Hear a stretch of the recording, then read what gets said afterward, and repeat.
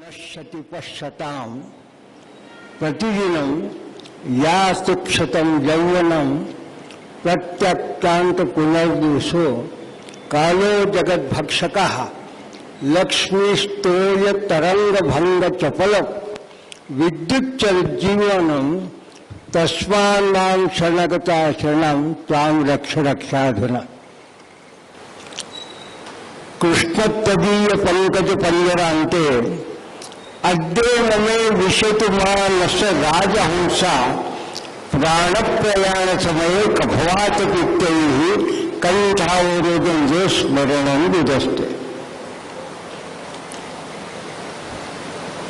शरंगादिवेदो मुखे शास्त्र विद्या कवित्वादिगद्यं सुपद्यं करोति गुरोरंधि पद्मे मनस्ते न लग्नं ततक्किं ततक्किं ततक्किं ततक्किं।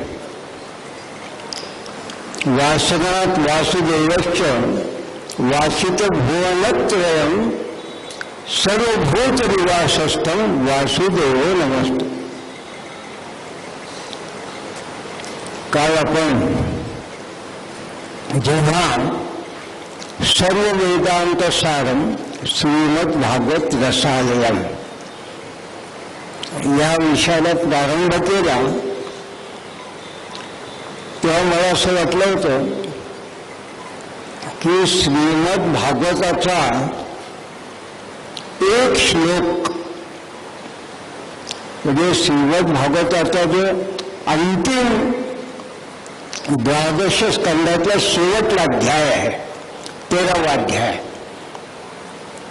या 13व्या अध्यायाला साधारणपणे 12 ते 19 हे जे अध्याय आहेत या 2 ठिकाणी हा शब्द आलेला आहे सर्व वेदांत सारम।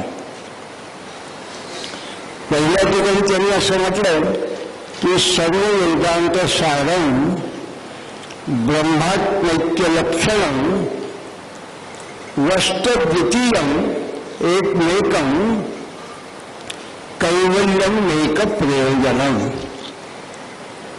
तर हे काय आहे हे श्रीमद भागवताचं विशेषण आहे। आणि नंतरच्या एका श्लोकामध्ये त्यांनी असं म्हटलं भागवतकारांनी सर्व वेदांत सारं श्रीमद भागवत याचा जो रस आहे रसालयम ज्याचा रस घेतल्यानंतर जो माणूस मुक्त होतो त्याला कुठल्याही अन्य रसाची अपेक्षा राहत नाही। म्हणून या श्लोकावरती आपण भाष्य करून श्रीमद भागवत या ग्रंथाचा किंचित परिचय करून घ्यावा म्हणून आपण काल पूर्वार्धामध्ये जसं लोकमान्य टिळकांनी गीता रस्यामध्ये त्यांनी भाष्याचं एक प्रकारचं त्यांच्या गीता रस्यामध्ये रहस्याचं निरूपण करताना असं म्हटलं की एखाद्या ग्रंथाचं सुरुवातीला आपण जेव्हा अवलोकन करतो तेव्हा बाह्य अवलोकन आणि मग त्याचा अंतरंग आपण त्याचं शोधन करतो। सामान्यपणे सुद्धा आपला असे जेव्हा व्यवहारातला आपला अनुभव असा आहे की एखादं चांगलं पुस्तक पाहिलं तर आपण कव्हरपासून सुरुवात करतो। आधी कव्हर पाहिलं वेस्टर्न कसं आहे बांधणी कशी आहे त्याचं टायपिंग कसं आहे ग्रंथाचं जाळ किती आहे प्रिंटिंग कसं आहे लेखक कोण आहे। आणि मग काही मंडळांना अशी सवय की ती अशी कागद नुसती चालतात चालता येताना लक्षात येतं की हा ग्रंथ वजनदार आहे पण खरोखर तितका महत्वाचा आहे का की नुसतं पानं वाढवण्याकरता ही नुसती एखादं टेक्स्टबुक वाढवतात तसं नुसतं ग्रंथ पूर्ण केलेला आहे। संस्कृतमध्ये एखादा ग्रंथ जर बघायचा असेल त्याच्या 2 पद्धती आहेत कसा बघावा एखादा ग्रंथ। पहिली पद्धत आहे अनुबंध चतुष्टय। अनुबंध चतुष्टय ज्याचा संदर्भ आपल्याला दासबोधात मिळतो. अनुबंध चतुष्टय म्हणजे काय? हा जो एखादा ग्रंथ असेल तो कोणी लिहिला, कुणाकरता लिहिला, कशा करता लिहिला आणि त्याचं फलित काय आहे, त्यात विशेष काय आहे. शैललिंगार्थ तात्पर्यामध्ये आदि मध्य आणि अंत, आदि मध्यांत, सुरुवातीला काय विषयाची सुरुवात केलेली आहे, त्याच्यामध्ये काही पुन्हा आहे का, शेवटी पुन्हा आहे का, आणि त्याच्यात आणखीन 2-3 गोष्टी बघतात. त्याला कारण नसताना फक्त एखादा विषय फुलवला असेल त्याला समजतात अर्थवाद. आणि त्याचं फलित काय आहे आणि त्यात विशेष काय सांगितलं आहे. तर ही जी वैदिक पद्धत आहे त्याला म्हटलं शैललिंगार्थ तात्पर्य. सध्या काही मंडळी जे आमच्यासाठी मला थोडा अनुभव आहे, एखादा PhDचा जो थिसीस बघायचा असेल, एखाद्याने आणला किंवा डिझर्टेशन आम्ही म्हणतो, जर त्यांनी आणला तर प्राध्यापक लोक पूर्ण तसदी घेत नाही, आतापासून इथेपर्यंत वाचायचे. पण ते काय करतात, इंट्रोडक्शन पाहतात, कन्क्लूजन आणि रिकमेंडेशन पाहतात, शेवटी काय लिहिलं, सुरुवात काय आहे, आणि मध्ये डिस्कशन जे आहे ते पाहतात. आणि मग त्याच्यानंतर हे जे अभ्यास केलेला आहे त्याला काही सहपत्र, त्याला अपेंडायसेस असं म्हणतात.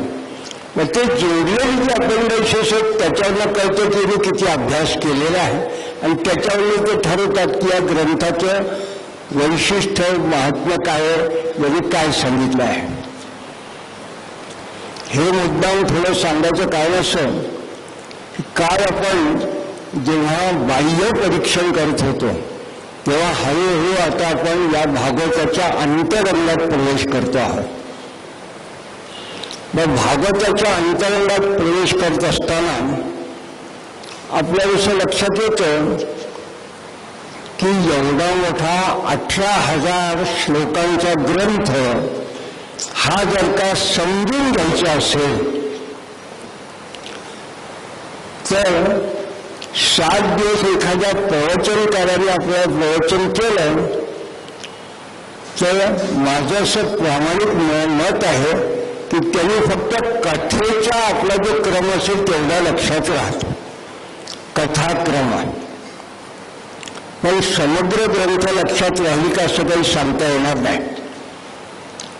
किंबहुना भागवतकार सुद्धा एखादा जेव्हा सांगतो तेव्हा त्याला 4 दिवसांनी विचारलं की तुम्ही त्या ठिकाणी भागवत करत असताना त्या भागवताच्या 3ऱ्या दिवशी तुम्ही हे वाक्य उच्चारलं तर कदाचित त्याला आठवत नसेल. कारण भागवत हे गीतेसारखं नित्य नूतन आहे. माऊलीने जसं म्हटलंय ज्ञानेश्वरी की भगवान शंकराने पार्वतीला म्हटलं हे तुझं जसं सौंदर्य हे नित्य नूतन आहे तसं ही गीता सुद्धा नित्य नूतन आहे. तसंच भागवत सुद्धा इतक्या लोकांनी वाचलं, इतक्या लोकांनी त्याच्यावर भाष्य केलं, इतक्या लोकांनी साधा शब्द याकरता म्हटलं की अगणित ज्याची गणना करता येणार आणि इतक्या लोकांनी भागवतावर कुठे ना कुठे व्याख्यान केलेलं आहे. पण तरी सुद्धा एखाद्या ठिकाणी जर भागवत चाललं असेल आणि त्याच त्या कथा आपल्याला जरी माहिती असतील तरी सांगणारा माणूस काहीतरी एखादी गोष्ट नवीन सांगतो, ती ज्याला भागवताचं रुची असेल त्याला लक्षात येते आणि अर्थात त्याला आनंदच वाटतो.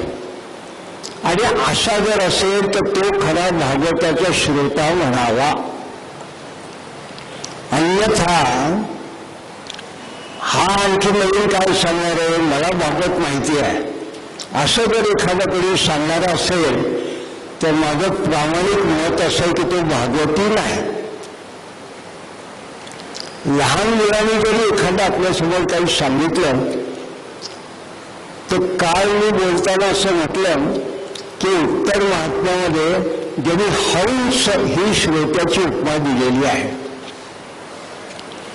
की दूध पाणी कसे असलं त्याची उत्तमाते धैर्य अधमाते अभिजय. जे जे काही चांगले असेल ते उत्तम जो ग्रहण करतो तो खरा हंस. जो दूध ग्रहण करतो पाण्यात तसं हा भागवत जो रसालय आहे यात केव्हाही कुठेही जरी भागवत असलं त्याचा जो एखादा व्यक्ती प्रत्येक वेळेस काहीतरी नवीन आपल्याला कळलंय अशा भावने जेव्हा भागवत ग्रहण करेल तेव्हा समजायचं तो उत्तम भागवती श्रोता आहे. आणि वक्ता सुद्धा असा असावा की हा खरा जो वक्ता आहे हा वक्ता कधीच पूर्ण नसतो, तर तो काही विद्यार्थीच असतो. म्हणून अशा लोकांकरतात वल्लभाचार्यांनी म्हटलं की विद्यावतां भागवते परीक्षा. भागवत करणाऱ्यांनी प्रत्येक वेळेस आता आपण जेव्हा भागवताविषयी काही बोलतो आहे तेव्हा पहिल्यांदा आपण परीक्षेला बसलो आहे अशा पद्धतीने नवीन परीक्षेत आपल्यासमोर आहे. त्यांच्यासमोर आपल्याला बोलायच्या अशाच भावनेने बोलला तर तो खरा भागवती प्रवचनकार असं म्हणावा.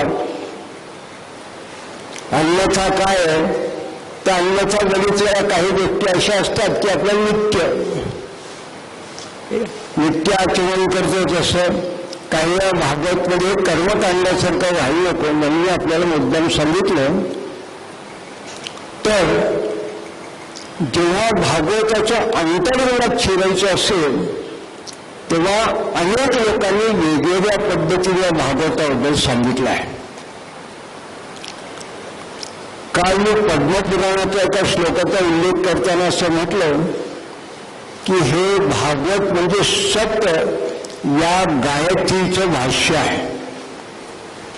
म्हणजे काय तर श्रीमद भागवताच्या पहिल्या स्कंदातल्या पहिल्या अध्यायातला पहिला जो श्लोक आहे जन्माद्यस्य यता अन्वयादी व्यतिगता वगैरे त्यात शब्द आहे. आणि शेवटला जो चरण आहे त्यात आहे सत्यम परम धीमहि. आणि श्रीमद भागवताचा शेवटला 12वा स्कंध त्या 12व्या स्कंदातला शेवटला 13वा अध्याय त्या शेवटल्या 13व्या अध्यायात खालून 5वा 6वा जो श्लोक आहे त्या श्लोकात पुन्हा हा शब्द आला सत्यम परम धीमहि. म्हणजे सत्य नावाची ही जी गायत्री आहे या गायत्रीचे मी ध्यान करतो, या गायत्रीची उपासना करावी असं व्यासनाथ सांगतात. आणि सत्य म्हणजे सत्य म्हणून प्रारंभी आद्यंत आदी आणि अंती ही सत गायत्री सांगितली आहे. आणि दुसऱ्या स्कंदामध्ये हाच विषय चतुश्लोकी भागवतात त्यांनी सांगितलं आहे की अन्वयादी व्यतिरेकाने सुद्धा सत एकमेव आहे. या सतापासून विश्वाची उत्पत्ती झाली, या सतामध्ये विश्व विलीन होतं. हा साधारणपणे भावार्थ जो आहे हा चतुश्लोकी भागवताचा आहे. एकादश स्कंदात सुद्धा एका श्लोकात पुन्हा हा भाग आला आहे. म्हणजे एका सत या शब्दाविषयी गायत्रीच्याला का म्हटलं तर हे जे सत आहे याची जर एखाद्याने उपासना केली तर गायन त्या तिरायते स्वगायत्री. गौ म्हणजे इंद्रिय, त्यात पंच ज्ञानेंद्रियाली पंच कर्मेंद्रियाली, पण त्याच्यावर आणखीन एक इंद्रिय आहे कुठलं मनःष्ठानी इंद्रियाने प्रकृतीस्थानी कर्षती. मन हे जे 6वं इंद्रिय आहे हे तुमच्या सगळ्या इंद्रियांवर प्रकृतीकडे मिळत असेल तर गौ म्हणजे इंद्रिय त्या गायन त्या तिरायते त्या इंद्रियाला जे नियंत्रण करणार आहे किंबहुना त्याचं टाळणारा आहे, त्याला मुक्त करणारा आहे, त्याला दिशा देणारा आहे, असा जो कोणी आहे ते सत आहे. म्हणून ही सत गायत्री आहे.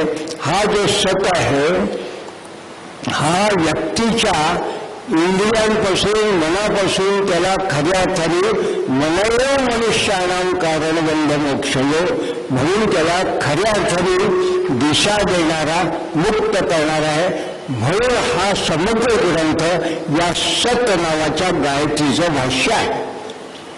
आणि ही जी सत गायत्री आहे हे प्रत्येकाच्या मनावर बिंबावं म्हणून व्यासांनी हे जे महाभाष्य लिहिलं त्या महाभाष्यामध्ये वेगवेगळ्या कथांच्या रूपाने, वेगवेगळ्या दृष्टांतांच्या रूपाने, वेदांतातली काही रहस्य असतील त्यांच्या रूपाने जे काही सांगितलं ते कशा करता तर कुठल्या ना कुठल्या निमित्ताने हे जे सत आहे, हा जो ईश्वर आहे, हा निर्गुण निराकार स्वरूपात जरी असला तरी ते सगुण साकार स्वरूपात सुद्धा अवतरित होतो आणि त्या अवताराने सुद्धा तुम्हाला मुक्ती मिळते. म्हणून त्या वेगवेगळ्या अवताराचं तरी वर्णन केलं आणि कुठेतरी मग वेदांताचा एखादा शब्द त्यात टाकला की हा जो काही अवतार आहे हा त्याचा अवतार आहे. कुणाचा अवतार आहे? हा नारायणाचा अवतार आहे. असं कुठेतरी जे बदल जाणीव करून देतात आणि मग ईशान्य कथा वेगवेगळ्या अवतारांच्या कथा सांगतात.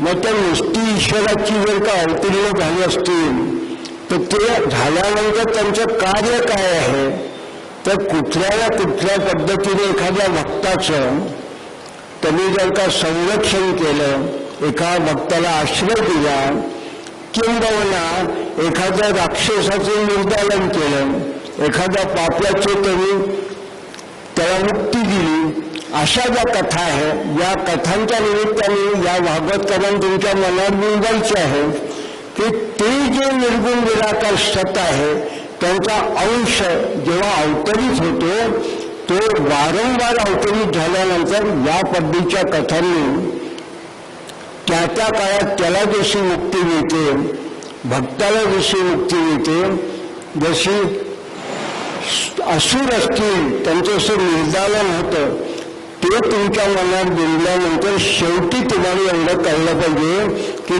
त्या समग्र अवतारांच्या परंपरेमध्ये, त्या 24 अवतारांच्या परंपरेमध्ये भागवत काळामध्ये विद्यमान असणारा किंवा महाभारतामध्ये जो होता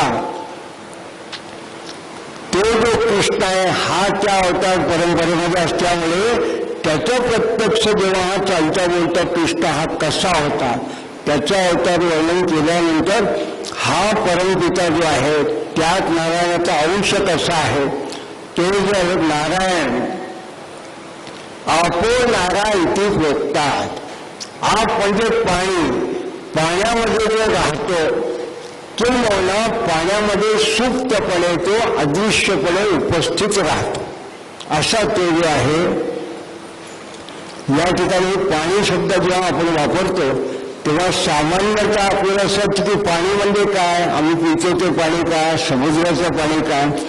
कारण प्रतिकात्मक दाखवताना आपल्याकडे केव्हाही पाणी म्हणजे समुद्र, त्या समुद्रात शेषशाही भगवान विष्णू असं दाखवतात चित्रामध्ये आणि त्यांच्या नाभी कमलातून उद्भव झालेला हा ब्रह्मदेव किंवा त्यांच्या पायाशी त्या शेषशाही पहिलेल्या विष्णू पुढे हा जो लक्ष्मीचं चित्र आपल्याला असतं तेही त्यांचं चरण दाबत असते लक्ष्मी असं चित्र प्रतिकात्मक आपण बघतो. पण गुलाबराव महाराज जे आहे माझांचे त्यांनी एक ठिकाणी असं म्हटलं की व्यष्टी देहामध्ये जशी कुंडलिनी शक्ती तशी समष्टी देहामध्ये जी शक्ती ती शेषरूप अशा नावाने वर्णन केलेलं आहे. मग त्या समष्टीमधली प्रकृतीमधलं शेष शेष म्हणजे संपूर्ण प्रकृतीतून काहीतरी उरलं असेल त्याला शेष असं म्हटलं. भगवंताला सुद्धा असं म्हटलं की प्रतिष्ठित दशांगुलम जलचल स्थलचल स्थिरचल यापुढे दशांगुले उरला. संपूर्ण विश्व व्यापून सुद्धा जो उरला म्हणून त्याला शेष म्हटलं. यदि म्हटलं ती जी शक्ती आहे समष्टी म्हणजे संपूर्ण प्रकृती मध्ये असणारी शक्ती आहे त्याला शेष असं म्हटलं. माणसाच्या देहातली शक्ती त्याला कुंडलिनी म्हटलं. मग ही जी समष्टी जी शेष आहे त्या शेषामध्ये असणारा किंबहुना त्या शेषाचं आसन करून त्याच्यावर असणारा जी शक्ती आहे तो नारायण आहे. आणि त्या नारायणाची स्तुती भागवतकारांनी केली तेव्हा त्यांनी असं म्हटलं की नारायणम महाज्ञेयम विश्वात्मानं परायणम. संपूर्ण विश्वात्माचा जो आत्मा आहे तो नारायण आहे समग्र विश्वाचा. नारायणम महाज्ञेयम विश्वात्मानं परायणम नारायण परब्रह्म तत्त्वनारायण पराहा. खरं परब्रह्म हा नारायणाचा आहे. या नारायणाच्या पलीकडे अन्य कुठले तत्वच नाही असाही अर्थ. नारायण परब्रह्म तत्व नारायण परा यश्च किंचित जगत सर्वं व्याप्यते क्रियते यथा अंतर्बहिष्य तत्सर्वं व्याप्यं नारायण स्थिता. हे संपूर्ण चराचर जे विश्व आहे ते काय आहे ते व्याप्त नारायण स्थित आहे. अंतर्बहिष्य तत्सर्वं यत्किंचित जगतिष्य जे काय आहे म्हणून हा जो नारायण आहे त्या नारायणाचे अंश आहे. किंबहुना त्या नारायणाचं सगुण साकार रूपणे हे सगळे जे अवतार आले त्यातला कृष्ण 8वा अवतार हा दशावतारातला आहे. आणि भागवतात जे 24 अवतार म्हटले त्यातला 22वा अवतार आहे. 24वा 22वा का कारण आणखीन 2 अवतार आहेत. त्यातला एक बौद्धावतार आहे आणि नंतर येणारा कलियुग अवतार आहे म्हणून 24 अवतार सांगितलं. पण या कृष्णाचं चरित्र ज्या निमित्ताने सांगितल्यानंतर मग त्यांनी हे सगळे चरित्र सांगितल्यानंतर शेवटी एकादश स्कंधात हा कृष्ण स्वतः जेव्हा वर्णन करतो तेव्हा भागवतकारांनी हा कृष्ण स्वतः तो जो काही स्वराट या अर्थाने पुरुष आहे ज्याला भगवद्गीतेमध्ये ज्याला आपण असं म्हटलंय की विराट स्वरूपामधला ते जो पुरुष आहे त्याचं वर्णन भागवताने जे केलं आहे ते सुद्धा या कृष्णाचा संबोधन केलं ते आपल्याला 12व्या स्कंधातल्या 11व्या अध्यायामध्ये बघायला मिळतं. म्हणजे मग आता काय लक्षात आलं एक ते सत्य हे तुमच्या मनात बिंबावं म्हणजे वेगवेगळ्या कथा सांगितल्या ज्याच्याकरता प्रामुख्याने भगवान कृष्णाची कथा सांगितली. या कृष्णाच्या कथेमध्ये एक आणखीन विशेष काय आहे तर हा जो कृष्ण आहे हा सगळ्यांना तुमच्या आमच्यासारखा वाटतो. त्याच्या आधीचे अवतार ते आम्हाला आमच्यासारखे वाटत नाही. पण हा कृष्ण आम्हाला तर अरे हा आत्ताचा राहिला आहे. हा कृष्ण हा आत्ताच्या गोकुळामध्ये राहिला कारण गोकुळामध्ये दिसतो. अरे हा कृष्ण काय हा गोपींबरोबर रममान करणारा आहे. हा आत्ताचा व्यापारातलाच तर आहे फक्त 5000 वर्षापूर्वीचा आहे. त्याच्या आधीचा अवताराचा आपण माहित नाही पण हा कृष्ण आम्हाला जवळचा लागतो. म्हणून कितीही वेदांती लोकांनी तत्वज्ञ लोकांनी या कृष्णाचं किती वेगळं वर्णन केलं तरी आपल्या मराठी संतांना भुरळ पडते ती गोपाळकृष्णाची. आणि त्याने ज्या काही लीला केल्या चरित्र सांगावे श्रीहरीचे केले जे जे गोकुळे म्हणून आपल्या संतांना हा कृष्ण आवडतो. हा अवतार आपल्याला आवडतो. अन्य अवतार आपल्याला वंद्य आहेत. नरसिंह अवतार वंद्य आहेत, मत्स्य अवतार वंद्य आहे, वराह कुर्म वंद्य आहे. ज्यांचं दैवत असेल त्यांनी ते करावं. मोहिनी अवतार काही लोकांचं कुलदैवत आहे, त्यांनी नेवाशात जाऊन त्याची कुलदेवता पूजा करावी. पण उपास्य दैवत म्हणून आपल्याला आवडतं तो हा गोपाळकृष्ण. म्हणून भागवतकारांनी योजना कशी केली आणि त्यांनी योजना केली म्हणण्यापेक्षा नारद महामुनीने त्यांना सांगितलं की तुम्ही हा जो वेदांचा सगळा हा जो पसारा केलेला आहे, व्यस्त इति स व्यासा. व्यस्त शब्दाचा व्यवहार्थ आहे, श्लेष आहे. व्यस्त म्हणजे एखादी गोष्ट संपादन करणं, त्याला व्यस्त म्हटलंय. व्यासांनी त्या काळामध्ये वेगवेगळे ऋषी जे होते त्या ऋषींची जी सुत्त असतील, ऋचा असतील, त्या सगळ्यांचं एकत्रीकरण केलं, त्याचं संहितीकरण केलं आणि शिष्याला शिकवलं. म्हणून त्याला म्हणतात व्यास. व्यस्त इति स व्यासाः. आणि बरेच लोकांना असं काय वाटतं की ते व्यास तर व्यापारात झाले. अहो बाकी वशिष्ठ मुनी हे तर आधी सुद्धा आहे. ते वशिष्ठ मुनी महाभारतातील आहे, ते वशिष्ठ मुनी रामायणातील आहे. भृगु ऋषी तिकडे इकडे आहे, परशुराम तिकडे इकडे. एक कसं काय? मी म्हटलं आजच्या काय साधी व्यावहारिक गोष्ट म्हणजे तुमचं गोत्र काय, आमचं गोत्र अत्री. आणि म्हटलं आम्हाला अत्रीचं तेच माहिती आहे. अत्री आम्हाला फक्त ते माहिती की रामायणामध्ये अत्री विषय होते, तुम्ही अत्री कसे? तरी शाला आमचं गोत्र अत्री आहे. म्हणून भगवंतांनी सांगितलं व्यासानाम कृष्णद्वैपायन. अनेक व्यास जे होऊन गेले त्यातल्या कृष्णद्वैपायन व्यास मी आहे, जो ज्यांनी ही गीता लिहिली, ज्यांनी महाभारती आहे, ज्यांनी भागवतीला पुराण केली.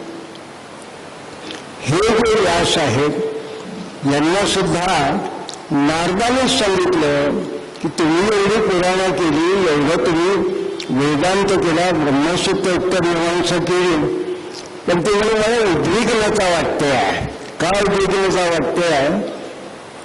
एवढं सगळं केल्यानंतर माझ्या मुलांची धर्माविषयी कल्पना होती, ती काही लोकांपर्यंत पोचत नाही आहे. या टाकत माझ्या मनाची धर्माविषयी कल्पना आहे ती मी बाहुंच करून लोकांना सांगते धर्म करा, पण लोक ऐकत नाही. ही व्यासांची व्यथा आहे. महाभारताने त्याचा स्पष्ट उल्लेख आहे. मग नारदांनी त्यांना सांगितलं की बाकीच्या सगळ्या गोष्टी सोडा, पण त्याचं विशेष काय आहे? वेदामधलं कोरडं वेदांत तत्वज्ञान जे आहे ते लोकांना रुचत नाही, पचत नाही. म्हणून तुम्ही काय करा, तुम्ही भागवत लिहा. विशेषतः भागवतामध्ये श्रीकृष्णाचं चरित्र या पद्धतीने लिहा. कारण श्रीकृष्ण हा त्या काळात सुद्धा लोकांना आपल्यापैकी असं वाटायचं, आपल्यापैकी वाटायचं. याच्याकरता की भगवान कृष्ण सांगतात तसं माऊलीने एका ज्ञानेश्वरी एकदा असं म्हटलं, महाजनो वेदगतस्य पंथा.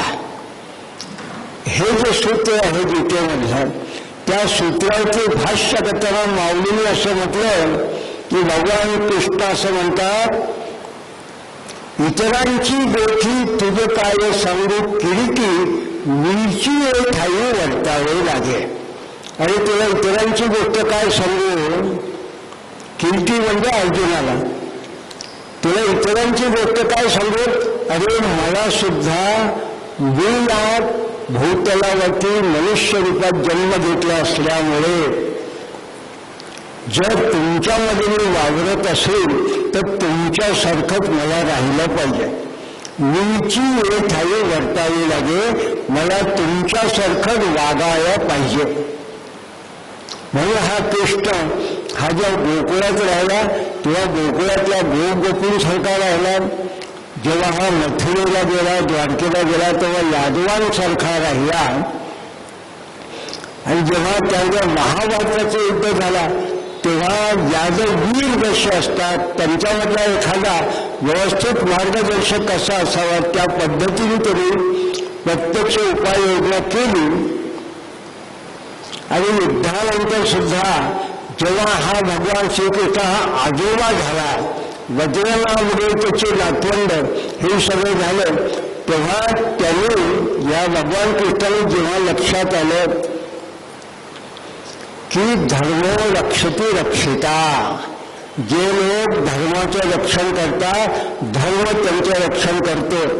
तर जर आपलीच अशी काही मंडळी ही जर का अधर्माच्या वाटेने चालली असतील, तर देव सुद्धा जर त्रस्त झाले असतील, जर बाकीचे लोक त्रस्त झाले असतील, तर याच्याकरता आपण आपोपट दुसरा हे माझे नातवंड आहे, हे माझे अमुक आहे असा विचार न करता स्वतः भगवान कृष्णाने निर्णय घेतला की आता हळूहळू या यादवांचा काळ संपत आलेला आहे.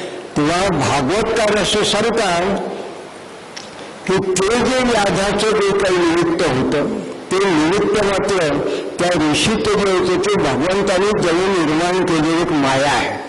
का तर एकादश स्कंदामध्ये देवांनी असं म्हटलं की देवा आता आपलं कार्य झालेलं आहे, तुम्ही परत या. तेव्हा देवाने म्हणजे भगवान श्रीकृष्णाने असं सांगितलं की मला कार्य पूर्ण झालेलं असं मला याकरता काही वाटत नाही, माझं थोडं कार्य राहिलं आहे. काय कार्य राहिलं आहे तर ज्या यादव मंडळींना मी मथुरेतून आणून जी मंडळी माझा स्वतःचा जन्म कारागृहात झाला, वसुदेव देवकीच्या सुताई जेव्हा माझा जन्म झाला तेव्हा लपून छपून मी जेव्हा या ठिकाणी वृंदावनात आलो मथुरेतून, तो काळ तेव्हाची यादव मंडळी आणि आता ही द्वारकेत असणारी यादव मंडळी, ही माझी मुलं आणि ही सगळी ही आता मत्त झालेली आहे. आणि कसे मत्त झालेले आहे ते एखाद्या ज्या ऋषींच्या आशीर्वादाने आम्ही सगळे इतके पुढे आलेलो आहोत त्या ऋषींचे लोक थट्टा करतात. ते सांब स्त्री घेऊन ऋषीला सांगतो आणि बाकी आता म्हणतात की जरी पोटाला मुसळ बांधला आहे आणि ते सांगतो ज्याला मुलगा होईल का मुलगी होईल असं सांगा. तेव्हा त्या ऋषीने साथ दिला तुझ्या पोटात मुसळ आहे बांधलेला, त्यांनी तुझा अंतर होईल. मला माहिती आहे काय ते, पण ही जी काही योजना आहे ही भगवान सांगतात की ही त्यांची योजना होती की यांच्या वृत्तीमध्ये असा काहीतरी बदल व्हावा की हे मत्त झालेले यादव या निमित्ताने स्वतःच आपल्या कर्मामुळे कुठे दूर व्हावे. असं का तर त्याचं उत्तर भगवंतांनी सांगितलं, इतरांची गोष्टी तुझं काय सांगू पुरीटी मीची ठाई वर्तावे लागल्या. तेव्हा हा भगवान हा जो आहे हा सकाश म्हणतो एक वडील केली करीती तया नाव धर्मो ठेवीती. इथे वडीलधारी मंडळी जशी वागतील तसे लोक धर्माचरण करतील. जगद्या त्यांचं श्रेष्ठस्तत्वे चरोजना यत प्रमाणस्य पुरते लोकस्तगवे वर्तते. ते लोक जे प्रमाण करतील लोक तसे वागतील. जर तुम्हाला धर्मरक्षण करायचे असेल तर वेळ प्रसंगी समोर कुणीही का असेना पण त्या धर्माच्या रक्षणाला तुम्हाला त्या भगवान कृष्णाच्या पद्धतीनेच राहिलं पाहिजे. म्हणून मी जेव्हा असा प्रसंग आला कधी आणि असं लक्षात आलं की भगवंताने असं म्हटलं स्वधर्मो विधमं श्रेणं परधर्मो भयावहा. तेव्हा का असं तर तुमचा धर्मरक्षण जर करायचं असेल तर भगवान स्वतः त्या काळात धर्मरक्षणात कसे वागले, कसे राहिले, त्यांनी स्वतःच्या धर्मरक्षणाकरता काय केलं हे डोळ्यासमोर ठेवण्याचं सगळ्यात मोठं सूत्र असेल ते श्रीमद भागवत. आजच्या काळामध्ये सगळ्यात उपयुक्त सूत्र एकच आहे की भगवान कृष्णाला समोर ठेवावं. का ठेवावं? कारण त्यांनी गीतेमध्ये कशा करता सांगितलं, धर्माचा वेग अनंत बोलीला. धर्म इतका सूक्ष्म आहे की महाभारतात एकाने सांगितलं, भीष्माचार्यांना विचारलं की जेव्हा तुमच्या समोर वस्त्र हरणाचा प्रसंग चालू होता तेव्हा तुम्ही डोळ्याने का पाहिलं उघड्या डोळ्याने? ते काय आधार्मिक नव्हते, त्यांनी धर्माचं सूक्ष्म ज्ञान होतं, पण तेव्हा धर्माची गती सूक्ष्म आहे. पण मी सहज असं याकरता सांगतो की काही ठिकाणी धर्म पालन करत असताना तुमच्या समोर जेव्हा एखाद्या व्यक्तीची निवड करायची वेळ येते, ती निवड करताना जर दोन्ही बाबतीत तुल्यबळ असतील, जसं अर्जुनाच्या वेळेस अर्जुना म्हणतो की मी जर का याला माझं हात केलं तर धर्मसंकर होईल, वर्णसंकर होईल, पुढे जे काही माझे होणार आहे ते माझे जे काही आहे पूर्वज किंवा त्यांना पाणी कोण देईल, ते धर्माच्या दृष्टीने चुकीचं म्हणत नाही. पण या ठिकाणी धर्म काय आहे, या ठिकाणी धर्माच्या अधर्मी लोक समोर येत असतील तर त्या अधर्मी लोकांचा नाश करणं हा खरा धर्म आहे.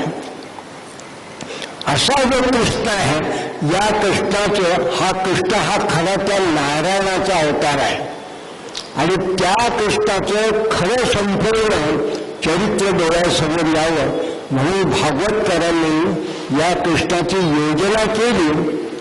पण त्या कृष्णाचं चरित्र सांगत असताना त्या कृष्णाचं काही वेदांत स्वरूप जे आहे, कारण गीतेमध्ये भगवंतांनी वेदांत सांगितला. वेद तरी परानंदा सर्व परिषदे गायो योगदा गोपालनंदन पार्थो वत्स सुवीर भक्ता दुग्धम गीतांबेचन.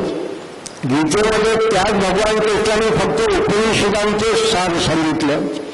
वेदात तीन वेदाचे होते ते सांगितलं, षड्दर्शनं सांगितलं.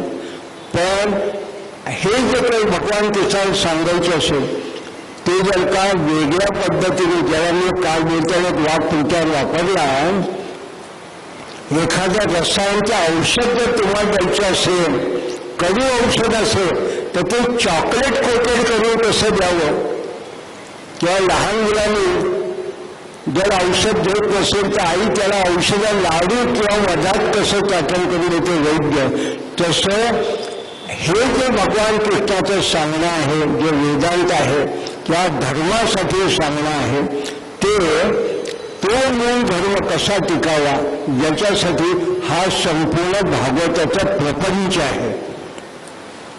कारण उद्दिष्ट नारदांचं एकच आहे. नारदांना का पहिल्यांदा असं वाटलं की हा माझा धर्म व्यवस्थित राहिला पाहिजे. कारण धर्मात जर का मलिनता आली असेल, विकृती आली तर काय होतं, त्याचं प्रत्यक्ष उदाहरण म्हणजे आपण काल भागवत महात्म्याच्या पहिल्या भागात बघितलं. धर्मात विकृती आली म्हणजे काय झालं,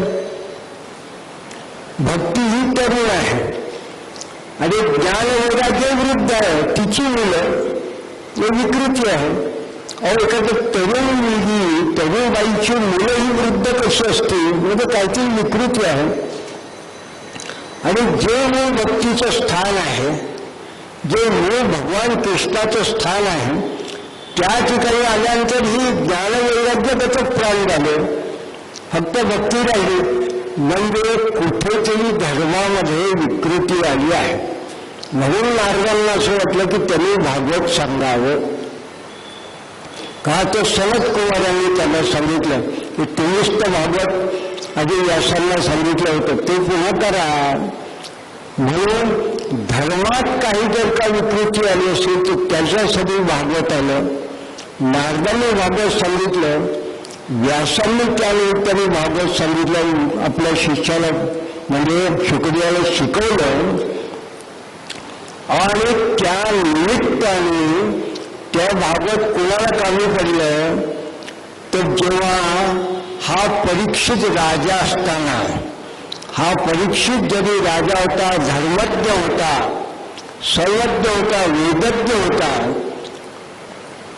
त्या काळात ज्या पद्धतीचं यथायोग्य ज्ञान पाहिजे ते सगळं ज्ञान परीक्षिताला आहे. कारण याच्यामध्ये मोठी परंपरा आहे. ज्याचं परीक्षित नाव का आहे तर हा परीक्षित हा भगवान श्रीकृष्णाच्याच कृपेमध्ये वाचलेला आहे, जगलेला आहे. त्याचा जन्म कृष्णामुळे झालेला आहे. म्हणून काही लोकांनी असं भाष्य करायला म्हटलंय की हा प्रत्येक आलेल्या माणसाकडे बघायचा की ज्याच्यामुळे मी जगलोय तो हा आहे का, प्रत्येकाकडे बघायचं म्हणून त्याचं नाव ठेवलं परीक्षित. पण या परीक्षिताची परीक्षा कशी झाली तर तरी क्षणिक निर्णय झाले की किंचित हा राजा जेव्हा कुठल्या तरी एखाद्या विकृत अशा विचारांच्या आहारी गेला, म्हणजे काय झालं, या राजा असताना हा मत्त झाला. राजेपणाचा याच्या मला मज आला की मी राजा असताना हा समाधिस्थ असणारा जो ऋषी आहे हा ऋषी मला मान देत नाही, म्हणून हा खरोखर समाधीत बसलाय का खोट्या समाधीत बसला. म्हणून त्यांनी त्याच्या सद्बगत टाकला. आणि पुढे काय झालं, पुढे भागवत त्या ऋषीने काही केलं नाही, त्याच्या मुलानेच फक्त असं म्हटलं की हा राजा आता खरंच मत्त झाला आहे. खरं म्हणजे हा ऋषींच्या भगवान श्रीकृष्णाच्याच आशीर्वादामुळे राज्यपद मिळालं. पण हा राजाचा इतका मत्त झाला की त्या ऋषींची सुद्धा हा एक प्रकारे अशा पद्धतीने अवहेलना करतो. म्हणून त्या ऋषी पुत्र त्यांनी सहज सांगितलं की आता तुला आजपासून 7व्या दिवशी 14व्या दिवशी जो असेल विषय की तुला हा नाग येईल तक्षक आणि त्यांनी तुला मृत्यू येईल, कारण तो नागसर्प त्याच्या गळ्यात टाकला. मग याला पश्चात्ताप झाला आणि पश्चात्ताप झाल्यानंतर याला जी उद्विग्नता आली तर ही उद्विग्नता दूर होण्याकरता मग पुन्हा याला एक रसायन मिळालं. ते रसायन म्हणजे व्यासेन लिखिता, शुकाचार्यांनी जे सांगितलं ते ज्याला असं म्हटलं निगमकल्पतरू गलित फल शुकमुख वंशित रसायन फलम. ते जे भागवत आहे ते भागवत ज्याला त्यांनी ऐकवलं म्हणजे ते समग्र भागवत जेव्हा 13-12व्या स्कंदापर्यंत ऐकवलं तेव्हा आता मला काही लोकांनी मी म्हटलं काय की मी जवळजवळ 36 वर्ष झाली कुठल्या पद्धतीने भागवती लोकांना वावरतो. मला कोणतरी असं विचारलं की भागवताच्या खाली समाधी भाषा असं लिहिलेलं आहे. समाधी याचा अर्थ काय, आधी म्हणजे मन, सम म्हणजे साम्यावस्थेत. जेव्हा मनाची साम्यावस्था असेल अशा अवस्थेत व्यासाने या भागवताची रचना केली. ते व्यासांची रचना त्यांनी शिकवलेला हा जो शुक आहे हा अवधूत आहे. कारण देवी भागवतामध्ये याची परीक्षा दिलेली आहे की हा अवधूत कसा आहे. अवधूत शब्दाची व्याख्या अशी आहे जेणे अपविष्ट धूळ काढलेला, अपविष्ट धूळतम, मनातले जे काही विकार बाकी जे काही अपविष्ट असेल ज्याला आपण काय वेळा असं म्हणतो षडविकार जे काय असते ते सगळं जर की धूळ हा स्वच्छ आहे असा जो आहे हा अवधूत, अपविष्ट धूत असा हा अवधूत आहे. आणि हा काय की हा फक्त कुठल्या ठिकाणी हा थांबतो जिथे भागवत आणि कृष्णाचं गुणगान असेल तिथे. म्हणून ज्याला त्यांनी ज्ञान दिलं आणि जेव्हा हा परीक्षित उद्विग्न झाला आणि त्या उद्विग्न अवस्थेत जेव्हा तरी लोकांना विचार की आता 7 दिवस मला राहिले आहे तर मला भागवत सांगा, पुढची सांगेल का मला. या 7 दिवसात माझ्या मनाची अशी अवस्था होईल की मला मृत्यूचं भय, माझ्या आसपासचं जे काही माझे नातेवाईक कुटुंब जे केलं त्याबद्दल माझ्या मनातला सगळ्या दूर होईल. म्हणजे या अवधूतासारखा मी सगळं मन शुद्ध होऊन फक्त केवळ आत्मेंद्रिय मनोयुक्तम अवस्थेची शेवटली आपण ऋचा म्हणतो ती अवस्था मला प्राप्त होईल. सा एषा ब्राह्मी स्थिती. गीतेने त्याला ब्राह्मी स्थिती म्हटलंय. ब्राह्मी स्थितीने म्हणतात तरी समजलं स्थितप्रज्ञश्च का भाषा समाविष्टस्य केशवा. तर त्यांनी म्हटलं सर्वारंभ परित्यागी स्थितप्रज्ञ तदेशते समलोष्ट कांचना. हा तो मातीचं डोके काय सुवर्ण काय त्याला एकच वाटतं. असा जो तो खरा स्थितप्रज्ञ तो त्याला भागवतांनी म्हटलं अवधूत. आणि हा जो अवधूत आहे या अवधूत अवस्थेला पोचण्याकरता हे भागवत एका अवधूताने सांगितले. आता या ठिकाणी आपल्याला आणखी विशेष गोष्ट मला याकरता सांगायची आहे की कोणी जर विचारलं की गीता म्हणजे नेमकी काय आहे तर लोक सांगतात कृष्णा अर्जुन संवाद आहे. मी या ठिकाणी थोडी मल्लीनाथी केली. मल्लीनाथी म्हणजे स्वतःच्या पदरचं काही जोडलं याला म्हणतात मल्लीनाथी. मी अगदी स्पष्टपणे सांगतो एक मल्लीनाथी केली की कृष्णार्जुन संवाद म्हणजे नेमकं गीता काय आहे म्हटलं हा गुरु शिष्य संवाद आहे. गुरु शिष्य संवाद कसा कुणी विचारला कसा. साधी गोष्ट आहे. गीतेच्या दुसऱ्या अध्यायामध्ये जेव्हा अर्जुनाने म्हटलं कार्पण्य दोषो पहत स्वभावा पुच्छा नित्यान धर्म समूळ होता यश्रे यश्या निश्चित गृहीतन्य. म्हणजे इथपर्यंत ठीक आहे पण पुढे काय म्हटलं शिष्यस्ते शारीमांतां प्रपन्नम्. आत्तापर्यंत हा आतेभाऊ होता. आत्तापर्यंत हा मित्र आहे.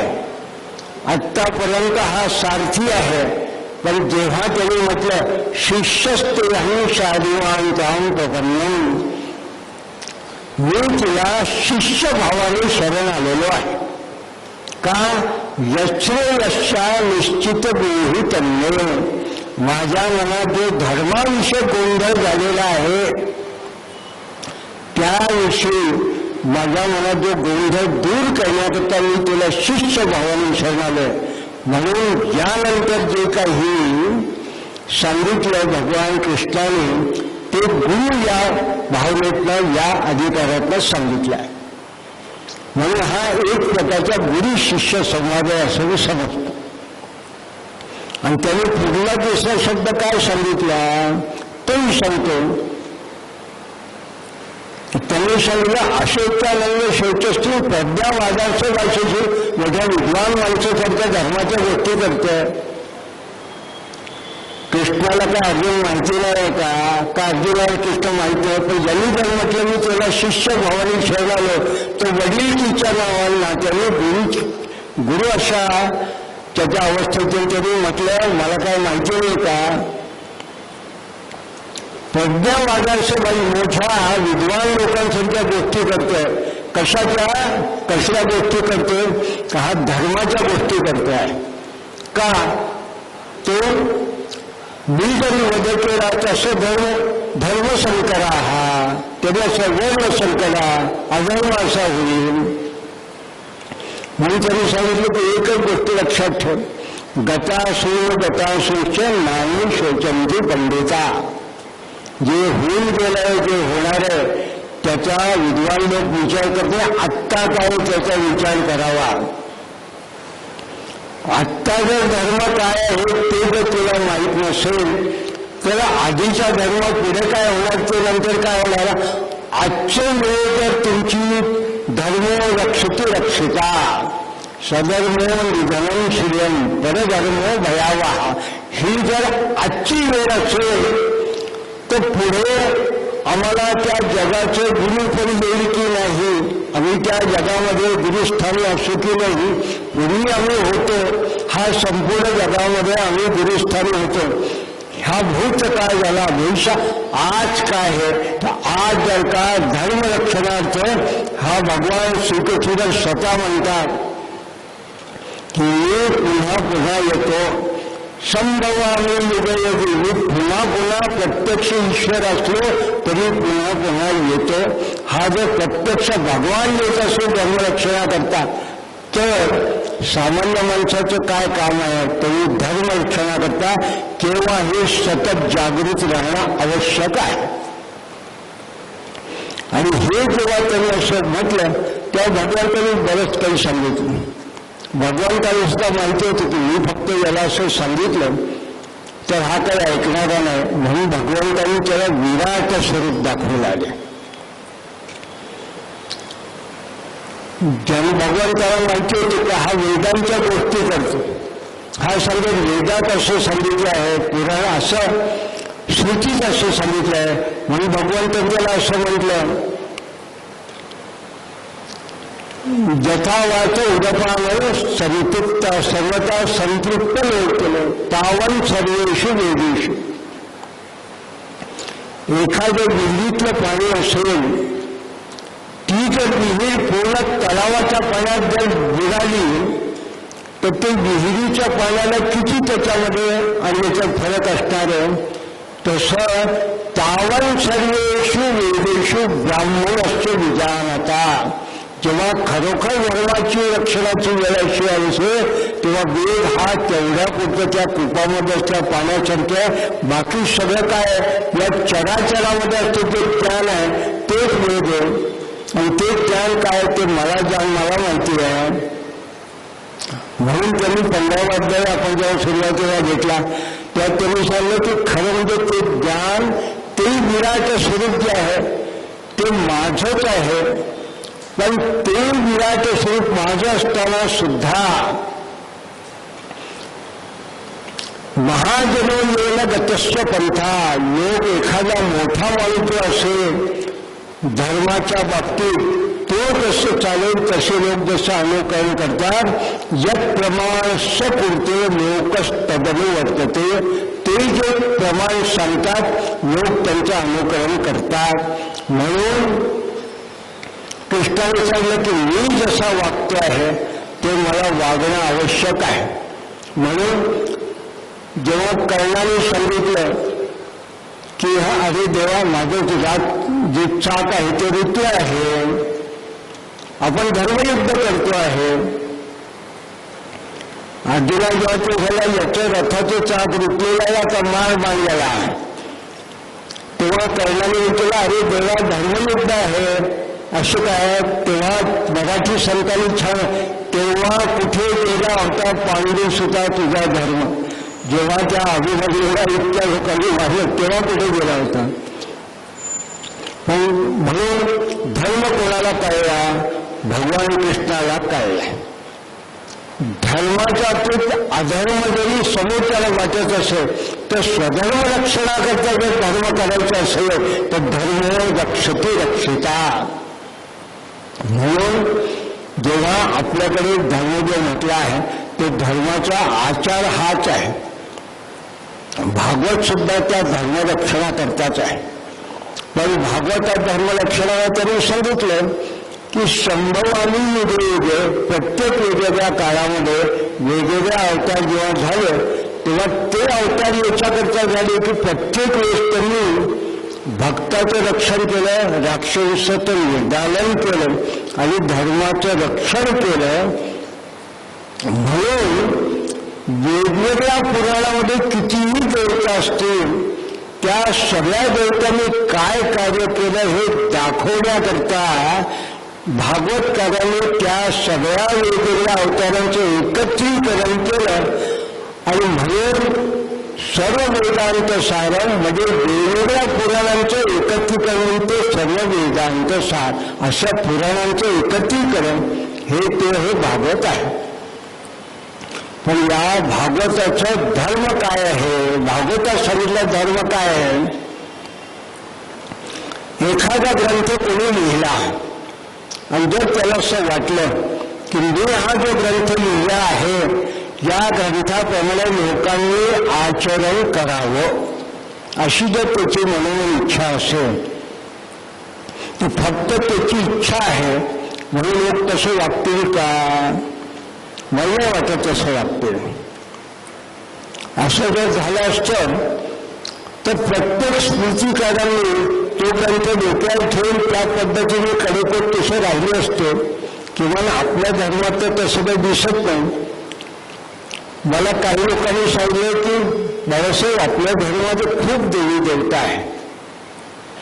आपल्या धर्मामध्ये एक ग्रंथ कोणी सांगत खूप ग्रंथ आहे आपल्याकडे खूप पुराण आहे. मी म्हटलं एवढं कशाला सुद्धा मी सांगतो. आपल्याकडे 4 वेद आहे. त्या 4 वेदाचे आणखी 4 भाग आहे आणि त्या 4 वेदांच्या शाखा म्हटल्या तर ते 1300 शाखा, काही दिवसाला 1130 शाखा आहे. मग एवढं कमी नाही आहे का? तर त्याच्यानंतर आणखीन पुराण आहे. 1854 पुराण आहे. प्रत्येक पुराण वेगळं आहे. काही त्याच्यात वेगळं काहीतरी वैज्ञानिक आहे. सगळे पुराण की कृष्णाचं वर्णन करत नाही. काही शिवाचं करतात, काही देवीचं करतात, काही वेगळं देतात. सगळं आहे. पण एवढं सगळं आहे म्हटलं याच्या पलीकडे सांगू का? याच्या पलीकडे आपल्याकडे स्मृती ज्या आहेत त्या सुद्धा भरपूर आहे. आपण जर का अंगिक सूत्रावली किंवा निर्णय सिंधू ग्रंथ बघितला, त्यातले स्मृती वाक्य बघितलं तर त्या दिवशी षडविशंती स्मृतिकारेणा 26 स्मृतिकार आहे. मी मध्यंतरी काही काळ महाराष्ट्रात गेलो आणि लोकांना असं की मनुस्मृतीचं असं लिहिलंय, मनुस्मृतीचं असं लिहिलंय. अहो म्हटलं मनुस्मृतीचं ठीक आहे, पण तुम्ही एखाद्या हायकोर्टात जर गेल्या लायब्ररीत तिथे यज्ञवंत स्मृती आहे ती तुम्ही बघितली आहे का? तुम्ही पराशर स्मृती पाहिली आहे का? तुम्ही हरित स्मृती पाहिली आहे का? तुम्ही अत्रि स्मृती पाहिली आहे का? अत्रि स्मृतीचं वैशिष्ट्य काय आहे? अत्रि स्मृती लिहिण्याच्या पूर्वी दत्तक हा विधान नव्हतं. अत्रि भगवान दत्तात्रेय हे अत्रि ऋषीला दत्तक आले म्हणून त्या ठिकाणी दत्तक हा शब्द आला आणि अत्रि स्मृतीमध्ये दत्तक हा आला. त्याच्यातही दत्तक हा विषय नव्हता. प्रत्येक स्मृतीत काहीतरी वेगळं आहे. पण आज आम्ही जेव्हा एखादा संकल्प करतो, साधी पूजा करतो, तेव्हा आम्ही असं म्हणतो श्रुती स्मृती पुराणोक्त फलप्राप्त्यर्थम. वेगवेगळ्या श्रुतींनी जे काही सांगितलं असेल, वेगवेगळ्या स्मृतींनी जे काही सांगितलं असेल, वेगवेगळ्या पुराणांनी जे काही सांगितलं असेल, त्यात जे काही फल आहे ते प्राप्त करण्याकरता मी सत्यनारायण पूजन अहं करिष्ये. आज आपण सत्यनारायण पूजा करताना आपण म्हटलं. प्रश्न असा आहे की असं होत असताना इतकं सगळं वैविध्य आहे पण तरी धर्म टिकला का? तर का धर्म टिकला? तर तो फक्त भागवतामुळे टिकला असं मी आज अक्षरशः विधान करतो. त्याच्यामध्ये माझ्याकडे प्रमाण आहे. भागवतामुळे का टिकला एखाद्याने विचारलं तर मी असं सांगतो की आज तुम्ही श्रीमद भागवत जसं वाचलं, ऐकलं, मला एक सांगायचं संपूर्ण भागवत ज्याला वाचायचं पाहायचं असेल तरी जर का शेवटच्या 12 स्कंधाचा 11वा अध्याय जर बघितला तर त्याच्यामध्ये औतरलिका भागवताची आहे. त्यामुळे संपूर्ण भागवतात काय ते त्यात आपल्याला कळतं. म्हणून मी फक्त त्रेटक सूत्रात्मक सांगतो. पण ब्रह्मदेवाला जेव्हा प्रत्यक्ष नारायणाने भगवान विष्णूने जेव्हा त्यांना चतुश्लोकी भागवत दिलं, चतुश्लोकी 7 श्लोकाचं काही वर्णन केलं, कशा करता दिलं? त्यांनी असं म्हटलं की या सृष्टीच्या उत्पत्तीबरोबर जसा वेद निर्माण करायची आहे तसा त्या वेदांबरोबर सुद्धा तुम्हाला म्हणजे त्या ब्रह्मदेवाला धर्माची निर्मिती करायची आहे आणि त्याचबरोबर त्यांनी यज्ञाची निर्मिती झाली. म्हणून जेव्हा पहिल्यांदा पुरुष सूक्त निर्माण झालं त्या पुरुष सूक्तामध्ये एक वाक्य असे की हा जो विराट पुरुष आहे सहस्त्र शीर्ष पुरुषा सहस्त्राक्ष सहस्रपात सभूमी सर्वत स्फूर्त्या प्रतिष्ठत दशांगुलम. आणि हा जो पुरुष आहे, पुरुष एवो जगदीश्वरम जगभूतम यच्च भव्यम, तो पूर्वी सुद्धा होता, नंतरही आहे. उतांगे तत्वशेषाय जगन्य ना तिरोहिती, तो कधीही नाहीसा होत नाही, तिरोहित होत नाही.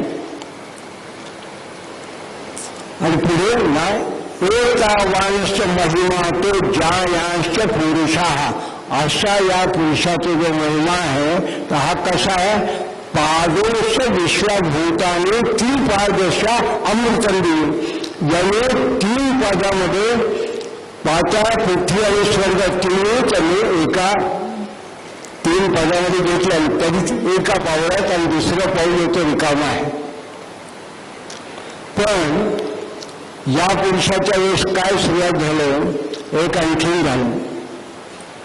या पुरुषाचं गणित निर्माण केलेला जो ब्रह्मदेव आहे, जो देव आहे, या देवाने पहिला यज्ञ केला. वेदातला यज्ञ हा पहिला यज्ञ, हा आपण जे म्हणतो तसा द्रव्य यज्ञ नाही, हा मानस यज्ञ आहे. या मानस यज्ञामध्ये याला यजन हा शब्द आहे. यजनमध्ये उपासना करणं, त्याची स्तुती करणं किंवा त्याचं ध्यान करणं. आणि म्हणून त्या पुरुषाचे जेव्हा देवांनी ध्यान केलं, म्हणून आपल्याकडे एक शब्द आहे, यज्ञ यज्ञम आयोजंत देवा. त्या पुरुषाला, त्या देवाला देवांनी यजन केलं. अभग्रम पुरुषम पशु, अभग्रम म्हणजे जणू काही त्या देवाला धरलं त्यांनी. कुठे जाणार आहे तो, सहस्त्रशीर्षा पुरुषाला देव कुठे जाणार, म्हणून त्यांनी त्याला जणू काही धारण केलं. अभग्रम पुरुषम पशु. आणि मग त्यांनी काय केलं, यज्ञ यज्ञम आयोजंत देवास्थाने धर्माने प्रथमान्य सन्न. त्या यज्ञातून पहिल्यांदा धर्म निर्माण झाला त्या देवांमुळे. त्याच्याबरोबर काय झालं, त्या यज्ञामधून तस्मात जिज्ञा सर्व होता रुचसामाने जगले छंदाशी जगले तस्मात जगी तस्मात. त्याच यज्ञामध्ये ऋत यजू सामाने तीन वेद निर्माण झाले. त्याच यज्ञात म्हणजे धर्माच्या बरोबर वेद निर्माण झाले. यज्ञ निर्माण झाला, वेद निर्माण झाले आणि त्या दोन्हीचा धर्म निर्माण झाला. आणि बरोबर तस्मात यज्ञा एक जो गाव जब दिले तस्मात दगू तस्मात दशा आजायंत एक जो गाव त्याच्यावर संपूर्ण सृष्टी निर्माण झाली. म्हणजे सृष्टीची निर्मिती, वेदांची निर्मिती, धर्माची निर्मिती आणि यज्ञाची निर्मिती आपल्या शास्त्रामध्ये एकाच वेळी झालेली आहे. आणि हे निर्माण करणारा कोण आहे, तो नारायण आहे. म्हणून नारायण महाज्ञान विश्वात्मानं परायण. त्या नारायणाने जो नारायणीय धर्म ब्रह्मदेवाने नारदांना शिकवला, कारण त्यांची तीव्र इच्छा होती की हा संपूर्ण कुर्वन्तो विश्वमार्यम, हे संपूर्ण विश्व हे आर्य म्हणजे उत्तम अशा पद्धतीचं व्हावं. म्हणून त्यांनी कुर्वन्तो विश्वमार्यम या उद्देशाने नारायणी धर्म आणला. म्हणजे हा धर्मात शिल्पी आलं. म्हणून त्यांना उद्विग्न अवस्थेत भेटलेले व्यास भेटले. म्हणून त्यांनी व्यासांना सांगितलं. आणि मग व्यासांनी जेव्हा भागवत केलं तेव्हा व्यासांच्या मनात असं होतं की या धर्माची निर्मिती जी थेट ब्रह्मदेवापासून झालेली आहे, हा धर्म खऱ्या अर्थाने संपूर्ण विश्वात ओतप्रोत व्याप्त झाला पाहिजे. कारण जिथे जिथे विश्वात ईशावास्तविदं सर्वं यत्किंच जगत्यां जगत तेन त्यक्तेन भुंजिता. आमची जर अशी श्रद्धा आहे की संपूर्ण जगत हे ईश्वराने व्याप्त आहे, तो जो ईश्वर आहे तो भागवतातल्या पहिल्या अध्यायातल्या पहिल्या श्लोकांमध्ये सांगितला, जो जन्माद्यस्य यथा सत्यम, तोच सत आहे. एकम सत विप्रा बहुधा वदंती. तर तस्य वाचक प्रणवा, त्याला मी ओंकार म्हणतो, त्याला आम्ही उद्गीत म्हणतो, त्याला आम्ही राम म्हणतो, त्याला मी कृष्ण म्हणतो, त्याला शिव म्हणतो, त्याला मी दत्त म्हणतो. मी एक आपला मुद्दाम सांगतो की आपल्याकडे भागवतकारांनी ज्या ज्या देवतांचे एकत्रीकरण केलं त्यात शिव सुद्धा आहे.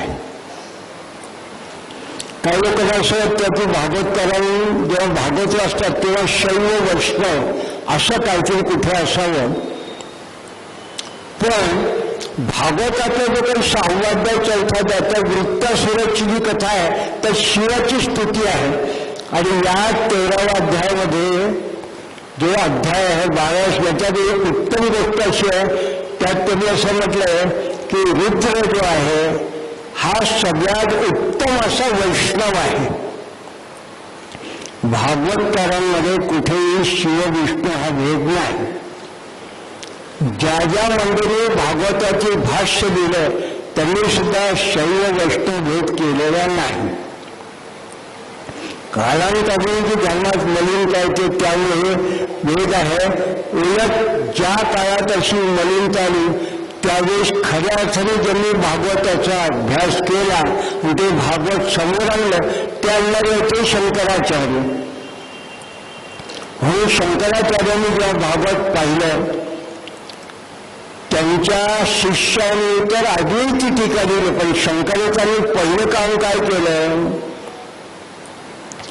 तर मी असं म्हणतो की खऱ्या अर्थाने ते भागवत जे भागवत शुकाचार्यांनी परीक्षिताला सांगितलं, जे सुतशनकादिक या मुलींनी सुताने शौनकादिकांनी सांगितलं ते भागवत मधल्या काळामध्ये जवळजवळ 3000 वर्ष जर मुक्तप्राय असेल तर त्या भागवताला पुनरुज्जीवित करण्याचं काम कोणी केलं तर आचार्य शंकराचार्यांनी केलं. आणि कसं केलं त्यांनी सरळ सरळ असं घडलं की या भागवताच्या सर्व वेदांत सारम या सूत्राच्या आधाराने ब्रह्मात्मत्य भाव या सूत्राच्या आधाराने मी असं म्हणतो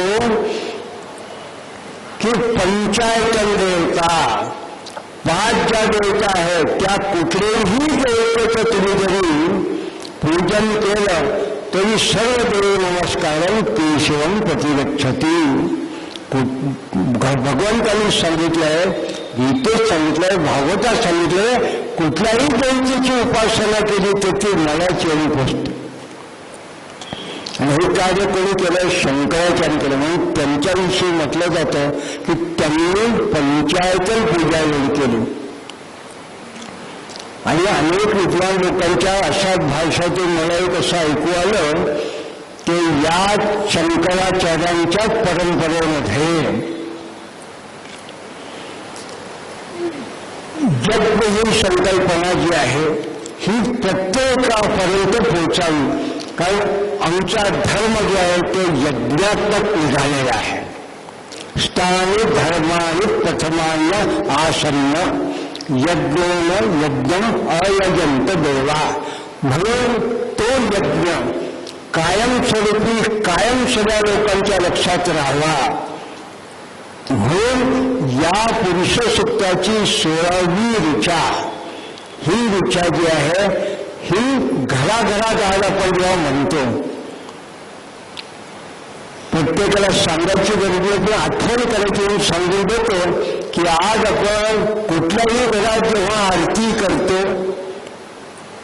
आरती केल्यानंतर मग तो लहान मुलगा असो का वृद्ध असो, स्त्री असो का पुरुष असो, ब्राह्मण असो का ब्राह्मणेतर असो, कुणीही असो, एकदा आरती केली की मग जेव्हा आम्ही सुद्धा आमच्या देवाचे यजन करतो जेव्हा आमच्या देवाला मी मंत्र पुष्पांजली वाहतो तेव्हा आम्ही म्हणतो यज्ञमैजंत देवाष्टांग धर्मानि प्रथमान्याष्टन्न ते हनाकम महिमान सचंत यज्ञपुरे साध्या संतु देवाहा.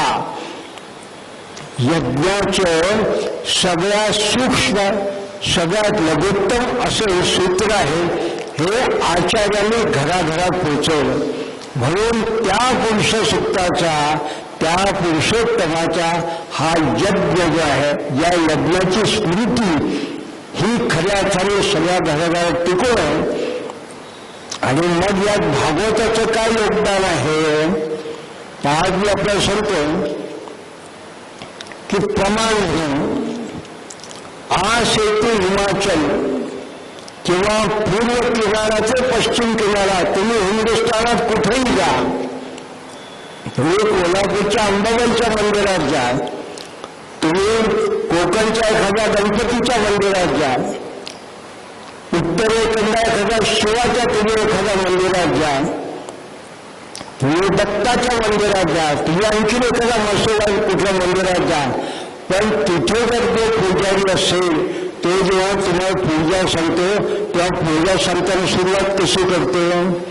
ओम केशवाय स्वाहा, नारायण स्वाहा, माधवाय स्वाहा, गोविंदाय नमः.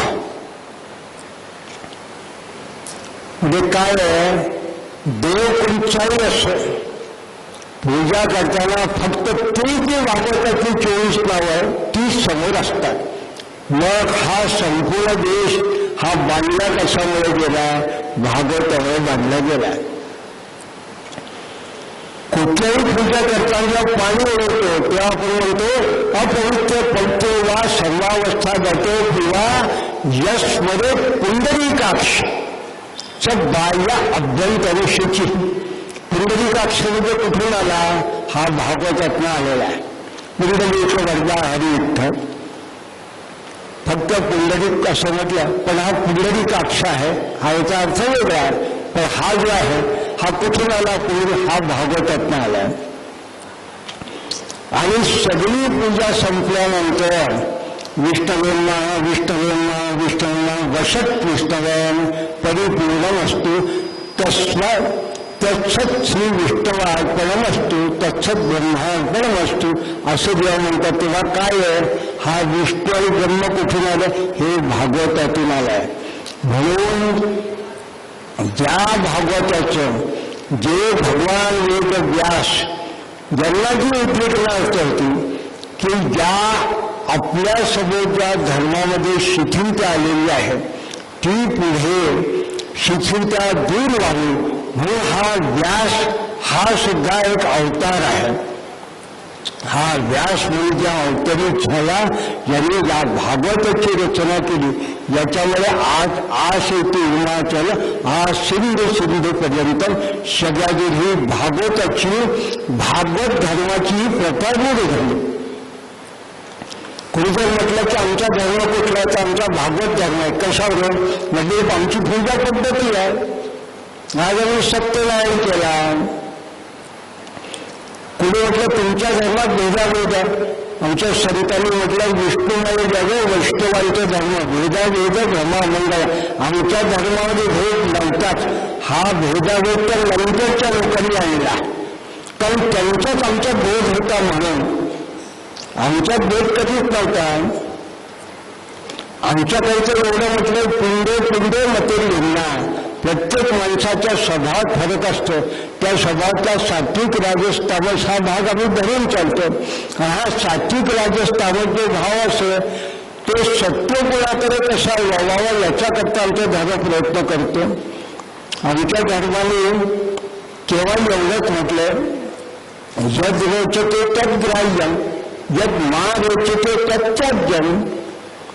नाही आवडलं तर करू नका. आमच्या धर्मात त्यामुळे एक लवचिकपणा आहे. पहा लवचिकपणा आहे म्हणून काय झालं? षडविषमते स्मृती कारणा. पहिली वनस्पती निर्माण झाल्यानंतर काही वर्षांनी अन्नस्मृतिकारांना वाटलं की तेव्हाचे जे नियम होते ते आता शिथिल केले पाहिजे काही कारणाने. म्हणून याज्ञवल्क्य स्मृती तयार झाली. याज्ञवल्क्यांच्या वेळेस तर असं वाटलं की काही गोष्टी आपल्याला आणखी बदल करायला पाहिजे, म्हणून पराशर स्मृती तयार झाली. पराशरांच्या वेळेस वाटलं की काही गोष्टी बदल करा, तर व्यास स्मृती झाली. और नारदांनी स्वतःची नारद स्मृती लिहिली. हरित स्मृती आहे. आम्ही जेव्हा या ठिकाणी या गणेश मंडळामध्ये सुरुवातीला ज्या तर्पणाच्या कार्यक्रमाला सुरुवात केली, तेव्हा काही मंडळी विचारलं की तुम्ही महिलांना तर्पणाला कशी सुरुवात केली. म्हटलं हरित स्मृतीमध्ये प्रमाण आहे, याज्ञवल्क्य स्मृतीत प्रमाण आहे. काय प्रमाण आहे. पुराणोक्त नाममंत्राने आणि तंत्रमार्गाने सगळ्यांना यज्ञ आगादिक श्राद्ध पक्षादिक कर्मकांड करण्याचा अधिकार आहे. पुराणोक्त नाममंत्र आणि तंत्रमार्गाने सगळ्यांना यज्ञ करण्याचा अधिकार आहे, सगळ्यांना श्राद्ध पक्ष करण्याचा अधिकार आहे. याज्ञवल्क्य स्मृतीने स्पष्ट असं लिहिलं की ज्या पद्धतीने एखादी स्त्री यज्ञात पुरुषाच्या बाजूला बसून यज्ञात सहभागी होते, त्याच पद्धतीने ती स्त्री जर अन्य कोणी जर करणारं नसेल तर त्या स्त्रीला सुद्धा पिंड श्राद्ध करण्याचा अधिकार आहे, असं आमच्या स्मृतिकारांनी सांगितलं आहे. मग अशा वेळेस काही मंडळी जे सांगतात हे करता येत नाही, ते करता येत नाही, तर हे काय, हे धर्मात आलेलं शैथिल्य आहे. हे धर्मात आलेलं शैथिल्य जर दूर करायचं असेल तर त्यांनी खऱ्या अर्थाने त्याला भागवत कळलं पाहिजे. कारण या भागवतामध्ये भगवंतांनी काय केलं, एक प्रमाण सांगतो. या भागवतात भगवंतांनी स्वतःहून पुढे एकट्याने नवं कोणाला बरोबर घेतलं, त्यांनी त्या वृंदावनच्या गोपाळ बालकांना घेतलं, गौऱ्यांना बरोबर घेतलं वृंदावनच्या. आणि काय केलं तर दरवर्षी जे ब्रह्मवृंद लोक पर्जन्याकरता जे यज्ञ करायचे, इंद्राकरता यज्ञ करायचे, त्यांनी सांगितलं तुम्हाला हे पाऊस आहे हा इंद्र देत नाही, हा जो गोवर्धन आहे हा देतोय. अहो गोवर्धन आहे वलर आहे म्हणून तुम्हाला पाऊस देतोय, मग पूजा कोणाची करायची, त्या इंद्राची कशाला पूजा करता, या गोवर्धनाची पूजा करा. म्हणून भगवान श्रीकृष्णाने स्वतः पुढे होऊन त्या गोवर्धनाची पूजा केली, त्यानिमित्ताने यज्ञ केला. आणि पुढचा इतिहास आपल्याला माहिती आहे. इंद्र कोपला, त्यांनी वर्षाव केला, तर भगवंतांनी रक्षण केलं, मग इंद्र शरण आला. पण आपण इतक्या सगळ्या तो इंद्र तेव्हा येईल शरण येईल तो काही काळ आता राहिला नाही. आता आपल्याला बाकी आपण काही वाट पाहत नाही. आपल्याला एवढं फक्त म्हणते महाजन्म येणं गतस्य पंथा. धर्मामध्ये सुद्धा जर शिथिलता आली असेल, काही विकृती आली असेल, महाजन्मी अशी जी मोठी मंडळी असतील त्यांनी ग्रंथ प्रामाण्याने ग्रंथांचा आधार घेऊन पुढे यावं. जर कोणी विचारणार असेल तर त्याला त्यांनी समोर प्रमाण ठेवावं, तर प्रमाण ठेवावं. तर तुम्ही जे म्हणतात ते जर मला ग्राह्य झालं, मला पटलं तर मी करतो, अन्यथा मी जे म्हणतो ते तुम्हाला ऐकून घ्यावं लागेल. म्हणून मी मुद्दाम याकरता हा विषय याकरता सांगितलं की मी जेव्हा पुण्यामध्ये पहिल्यांदा दत्तयाग केला आणि सगळ्या गावकरी मंडळीला गोळा केला, तेव्हा पुण्यातली काही मंडळी असं मला मला की हे यजमान आहे, हे यजमान इतर आहेत, यांना यजमान कसं करायचं. म्हटलं पुराणोक्त नाम मंत्राने तंत्र मार्गाने सगळे यज्ञ करू शकतात. तुम्हाला वाटलं तुम्ही करा, तुम्हाला नाही कुठे म्हणते. शेवटी यज्ञ सुद्धा तुम्ही जे म्हणता ते पुराणोक्तच आहे. एका विद्वान पंडितांनी जे मला प्रश्न विचारला त्यामुळे त्यांना असं म्हटलं की तुम्ही पंचमहायज्ञ रोज करता का. मी निश्चित सांगू शकतो की आज इथे सुद्धा आपण जेवढे लोक बसलेले आहेत त्यापैकी एकही व्यक्ती पंचमहायज्ञ करत नाही. ब्रह्मयज्ञम प्रसंगरस्तात. आपलं म्हणत नाही, ब्रह्मवृंदावन म्हणतं. ब्रह्मयज्ञम प्रसंगरस्तात. रोज वेदांच्या आपल्या शाखेच्या संहितेच्या काही रोजच्या नित्यपाठ केल्या पाहिजे. मनुष्य यज्ञ म्हणजे देवपूजा तुझी आपण करतो, देवयज्ञ आपण करतो. पण भूतयज्ञ करता का? नाही करत म्हणाले. वैश्वदेव करता का? काही लोकांनी वैश्वदेव म्हणजे काय असतं म्हटलं. वैश्वदेव म्हणजे साधारणपणे तुम्ही जे अन्न घेता त्या अन्न घेतल्यानंतर त्यातला काही भाग हा अग्नीला समर्पित करावा. आपल्या अन्नातला तेन त्यक्तेन भूदेथा. म्हणजे अग्नी हा असा देव आहे जो प्रत्यक्ष अन्न ग्रहण करतो. हा जर ग्रहण करेल तर तुम्हाला त्यात काय देतो? त्यात तुम्हाला शुद्ध वायू देईल. आणि हा वैश्वदेव का करावा? तर ग्रंथात असं लिहिलं आहे की पूर्वीच्या काळी तुमच्या घरामध्ये जेव्हा त्यात शब्द आहे, मूळ संस्कृत शब्द सांगत नाही, चुल्ली पल्ली असे मूळ संस्कृत शब्द. चूल जातं, आपण त्याला कांडण येतं, गरम कांडण करते, कांडण पाटा बनवायचा. अशा वस्तू जेव्हा पूर्वी घरात असायच्या तेव्हा त्याने जे कण यायचे त्या कणावरून जे डास वगैरे अशुद्धी जेव्हा मायक्रोब म्हणतात ते यायचे, त्यामुळे जी अशुद्धी येते ती अशुद्धी दूर करण्याचं काम हा वैश्वदेवाचा धूम आणि त्यातला भस्म करतो. असं शास्त्र आहे, ज्यात विज्ञान आहे. आपण वैश्वदेव करतो का? मला माहीत नाही. शास्त्र असं आहे की वैश्वदेव त्याकरता घराची जेवण संन्यासाने. आता ते संन्यासाला होत माहीत नाही की वैश्वदेव काय. तोंडेश्वर महाराज ज्या घरात वैश्वदेव होत नसेल त्या घरी प्रसाद घेत नसेल. मी सहज जाताच आपल्या सांगतो, धर्माची काही जी वर्णन आहे ती खरोखर आज जर कोणी म्हटलं तर किती लोकांचे रुचेल किंवा पचेल. फक्त उदाहरण म्हणून तुम्हाला सूत्र सांगतो. संहिता ग्रंथामध्ये धर्मसूत्रांमध्ये दोन एक सांगितले आहे. एक सांगितलंय स्त्रियकामेन नश्यन्ति ब्राह्मणा हीन सेवया राजानो ब्रह्मदंडेन यतयो भोग संग्रहात. खूप अवास्तव्य अशी जर इच्छा केली तर ती जी स्त्री असेल, देवळी असेल, तिचा नाश होतो. अनिवार्य अशी कामना जर असेल तर त्यामुळे होतो ब्राह्मणा हीन सेवया. ब्राह्मणाने हुलकस अशा पद्धतीचं जर अन्न ग्रहण करण्याची सवय केली तर हुलकस अन्न सामी स्थिरामी जे जे प्रकार जर केले तर त्याचं ब्रह्मचर्य सुद्धा नष्ट, ब्राह्मणचा नष्ट होतो. राजानो भोगदंडेन, राजानो ब्रह्मदंडेन. एखादा विद्वान असेल, ब्रह्मर्षी असेल, त्याचं जर का राजामध्ये अधिकारी असेल तरी जर त्याचं ऐकलं नाही, एखादा साधू संन्यास असेल, संत असेल, त्यांचा जर राजाने आदर केला नाही तर तो राज्य त्याचं नष्ट होतो. राजानं ब्रह्मदंडेनं. आणखीन चौथी गोष्ट महत्वाची आहे, पण व्यासपीठावर बसता म्हणून सांगतो.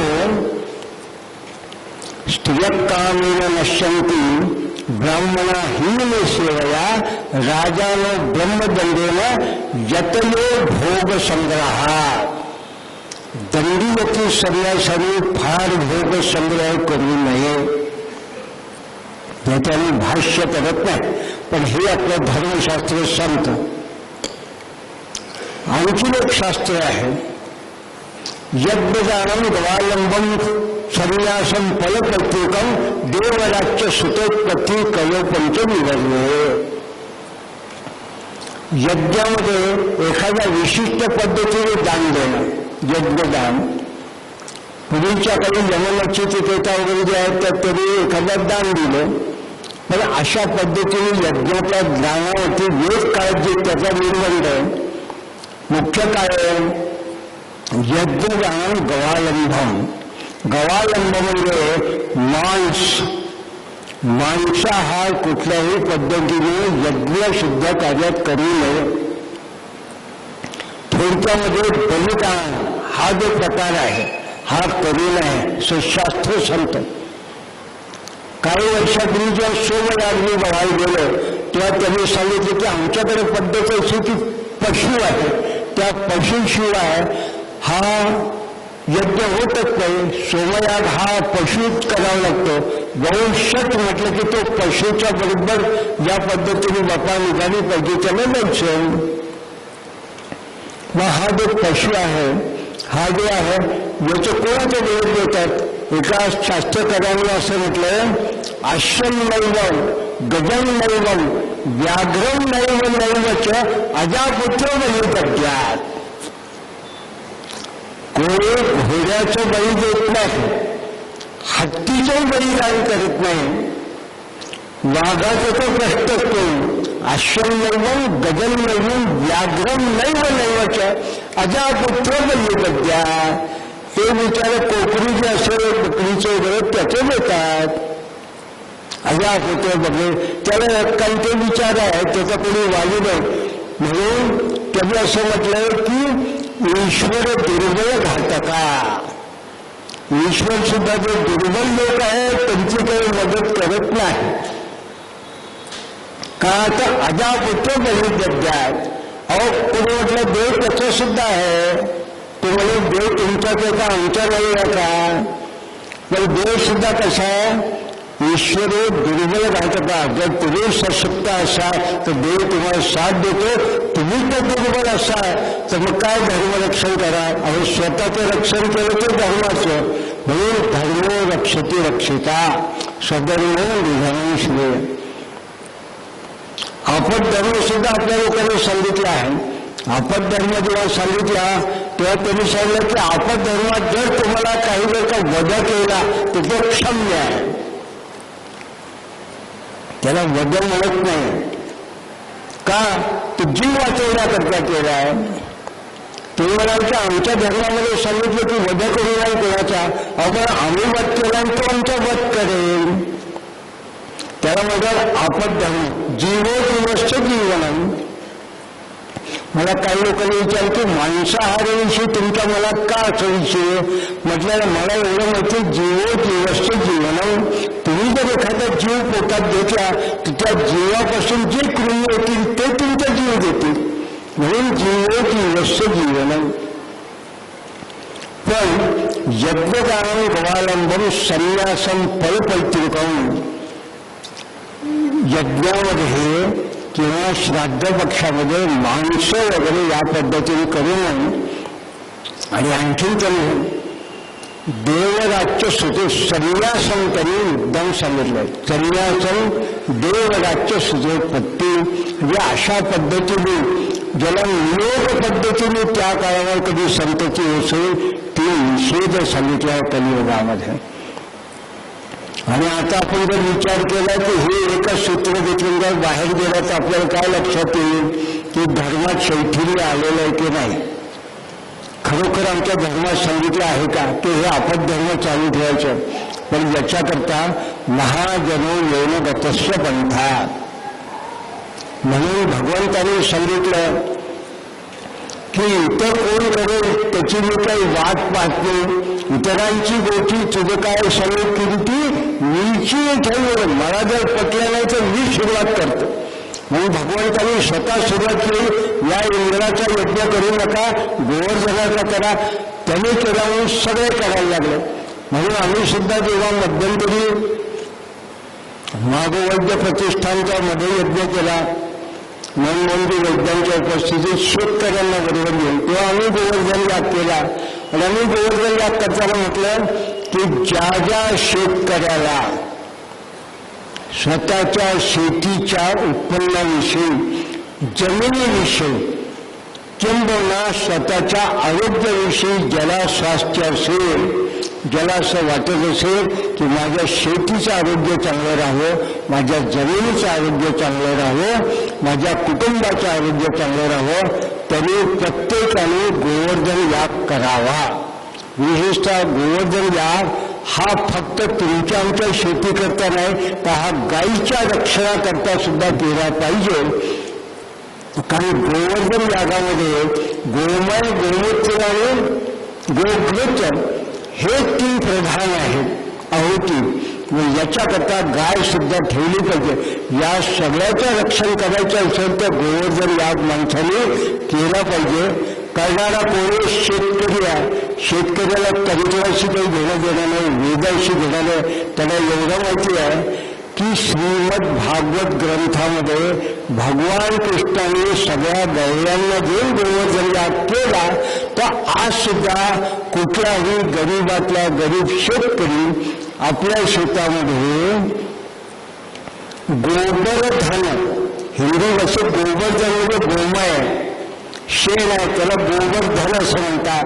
तेव्हा हे गोवर्धन, गोमूत्र आणि त्यातलं दुधातलं निघालेलं गोघृत हे घेऊन जे काटके असतील त्या सविता घेऊन नारायणा विद्महे वासुदेवाय धीमहि तन्नो विष्णु प्रचोदयात् ही गायत्री घेऊन आज आपण जसा सत्यनारायण केला अशी नाही जर पूर्ण पूजा आली तर सत्यनारायण देवतात भो नमः, नारायण नमः, आसनं समर्पयामि, नारायण नमः, पाद्यम समर्पय, या नाममंत्राने आपण पूजा करू शकता. आणि पूजांचे कर्मांग होम पद्धती तुम्ही जर होम केला तर ते यज्ञातलं भस्म, त्या यज्ञाच्या घेतलेलं तीर्थ आणि त्या यज्ञाचा धूळ हा तुम्हाला नित्य आरोग्यवर्धक, पुष्टीवर्धक आणि कामवर्धक असं निश्चित होऊ शकतं. हे काय आहे? हे भागवताचं विज्ञान आहे. भागवताच्या पुढे म्हटलं काय प्राप्त झालं? भागवताने आम्हाला दिलं. गोवर्धन याग करा, तरी शेतीची उर्वरा शक्ती वाढते, तरी गोधन वाढेल, कारण गायीची गरज लागेल तुम्हाला. आमच्या भगवान कृष्णाने जर गायीची सेवा केली, तुम्ही गायीची सेवा केला तर त्या गायीच्या गोघृतापासून औषधी विकणार होती. हा एक त्यातला विचार आपण फक्त ठेवला. पण भागवत फक्त एवढं नाही, भागवताने आस येथे हिमाचल एक शिस्त लावली. पूजा करताना हे 24 नावं शेवटी विष्णूंना तुम्ही म्हटलं पाहिजे, शुद्धी अपवित्र केली पाहिजे. तुम्ही गोवर्धनासारखे यज्ञ तुम्ही केले पाहिजे. तुम्हाला गोवर्धनाची पूजा करण्याकरता कुठल्याही वेदांच्या, कुठल्याही विद्वानाची तुम्हाला परवानगी घेण्याची गरज नाही, कारण तुमचा वेद तुमच्या जवळ आहे. इतिहास पुराणांच्या पंचमं वेद उच्चते. हा जो भागवत आहे हा सर्वसामान्याकरता वेद आहे. म्हणून हा भाती सर्वेषु वेदेषु गतिर्यस्य तदीयति, हा वेदांसारखाच नव्हे, वेदच आहे. आणि म्हणून 15वा अध्याय म्हटलं की यस्तम वेद सवेदवेत, कारण स्वतः भगवंत असं म्हणतात, निर्दंडलम अधशाखाम अश्वत्थम परावेदंगम छंदासी यस्य पर्णानि यस्तम वेद सवेदेतम अवेश्चोद्या प्रसुता तस्य शाखा गुणप्रोजा विषप्रभाला. कर्मानुबंधीने मनुष्य लोक, तरी सर्व माणसं जर कर्मानुबंधीच असेल तर मसंग शस्त्रेला दडेने चित्या. माझा त्याच्याशी असंग करा, माझ्याशी संग जोडा, म्हणजे तुम्हाला असंग होतं. आणि मग हा जो अश्वत्थ आहे यातला जो बंधन हे तुटेल. आणि त्यांनी आणखी सांगितलं, मी फक्त वेदांमधला वेदांतातला निर्गुण निराकार नाही आहे. द्वाविनो पुरुषो लोके क्षरक्षा अक्षर एवच. 2 पद्धती चालली आहे. एक अक्षर म्हणजे वेदांत सांगितलं आहे, अक्षर म्हणजे तुमच्या आमच्यासारखा चालता बोलता. अक्षर ज्याला लहानपणापासून म्हातारपणापर्यंत वृद्धी आहे, अक्षर नाही आहे, म्हणून तो सामान्य माणसासारखा तो आहे. पण भगवान सांगतात क्षरक्षाक्षर क्षर सर्वाणि भूतानि कूटस्थ अक्षर उत्तते. आणि ते मात्र सुद्धा वेगळे आहे. उत्तम पुरुषस्थ अन्या, तो जो मी पुरुष आहे तो वेगळा आहे. म्हटलं तर तुमच्यामध्ये आहे, म्हटलं तर तुमच्यापेक्षा वेगळा आहे. याला म्हणतात अन्वयादी व्यतिरेक.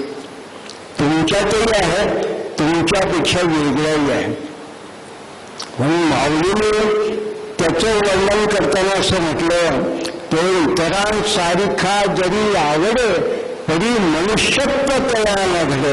अहो भगवान कृष्ण सगळ्यांबरोबर राहिले, पण ते परमेश्वर होते, ते पुरुषोत्तम होते, ते लोकांमध्ये राहिले, पण त्यांच्याशी वेगळे होतेच की.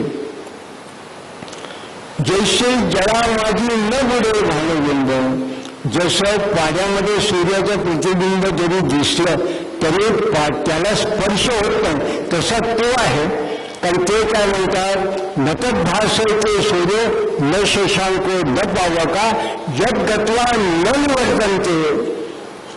ज्या ठिकाणी गेलेला माणूस तद्धामम परम, ते माझं घर आहे, पण तुमच्याकरता आले इथे. नुसतं म्हणत नाही, ते म्हणतात तुमच्या बरोबर येईल. मला तुम्ही म्हटलं भगवान आमच्या बरोबर आहे का? म्हटलं आहे. काय प्रमाण आहे? अहम वैश्वानरो भूत्या प्राणिनाम देवमाशिता. भगवान सांगतात तुमच्या देहात आहे. काय आहे? प्राणपाना समायुक्त पचांगन्नम चतुर्विधम. तुम्ही जे प्राण आणि अपान हे दोन्ही जे असतं, याच्या मदतीने जे चोष्य पोष्य देवांपर्यंत अन्न खाता, त्या अन्नाने तो यज्ञ होता, त्या यज्ञ स्वरूपात तुमच्या ठिकाणी आहे. म्हणून भगवान तुमच्या जवळ आहे. त्याला म्हणतात जठराग्नी होम, नित्य यज्ञ. या ठिकाणी आत्ता आपण जेव्हा विष्णू सहस्त्र म्हणलं तेव्हा यज्ञ व यज्ञादिशा म्हटलं. हा खरा यज्ञ तुमच्यामध्ये चाललेला आहे. अन्नम यज्ञम हा तुमच्यात चाललेला आहे. म्हणून सगळ्यात आधी आम्ही सांगतो की धर्म तर नंतरची गोष्ट आहे, पण आरोग्य माध्यम खरं धर्म साधन, स्वतःचं आरोग्य व्यवस्थित ठेवणं हे खरं साधन आहे. आरोग्य माध्यम खरं धर्म, खरा धर्म साधायचा असेल तर आरोग्य चांगलं पाहिजे. आणि याच्याकरता आणखीन काय पाहिजे? हा जो तुमच्या आतला यज्ञ चालू आहे, या यज्ञामध्ये काय खायचं, किती खायचं, कसं खायचं, हा जो हवी आहे हा तुमच्या हातात आहे. कारण हा तुमच्यामधला जो जठराग्नी आहे, हा जठराग्नी जर विशिष्ट साम्यावस्थेत राहिला तर माणूस म्हणेल की योग्य आहे, माणूस हेल्दी आहे, उत्तम आहे. हा जर जठराग्नी मंद झाला आपल्या अग्नी तर लोक सांगतील की काय झालं. मग डॉक्टरांकडे गेला तर डॉक्टर म्हणतात कॉन्स्टिपेशन झालं. वैद्याकडे झाला तो बद्धकोष्ठ, का तर हा अग्नी मंद झाला. हा जर तीव्र झाला तर काय झालं, ऍसिडिटी झाली, तीव्र अग्नी झालं. म्हणजे हा अग्नी जर व्यवस्थित राहिला तर सुरुवात आहार शुद्ध सत्वशुद्धी. भागवतामध्ये हे सांगतात, आहार शुद्ध सत्यशुद्धी, सत्यशुद्ध दिवारमती. आहारापासून आपल्या धर्माची सुरुवात होती, ती थेटपर्यंत, त्या शेवटपर्यंत क्रियांपर्यंत. त्यामुळे हा जो यज्ञ आहे, हा यज्ञ आपल्या संतांनी असं म्हटलं, उदरभरण हे जाणवे यज्ञ करणं, हे सांगितलं आहे. मला असं वाटतं की बरेच वेळा असं म्हणतो श्रोता दशसहस्रेषु. लोक असं म्हणतात वक्ता, मी म्हटलं तसं मी मानत नाही. वक्ते हजारो असतात, हजारो असतील. पेशंट लिसनर, शांतपणे ऐकून घेणारा श्रोता हा एखाद्या 10,000 मिळतो. म्हणून श्रोता दशसहस्रेषु. म्हणून आपल्याशी बोलताचं साहेब माझ्या भयानकडे लक्ष दिलं, म्हणून मला असं लक्षात आलं की मी आपला बराच वेळ घेतला आहे.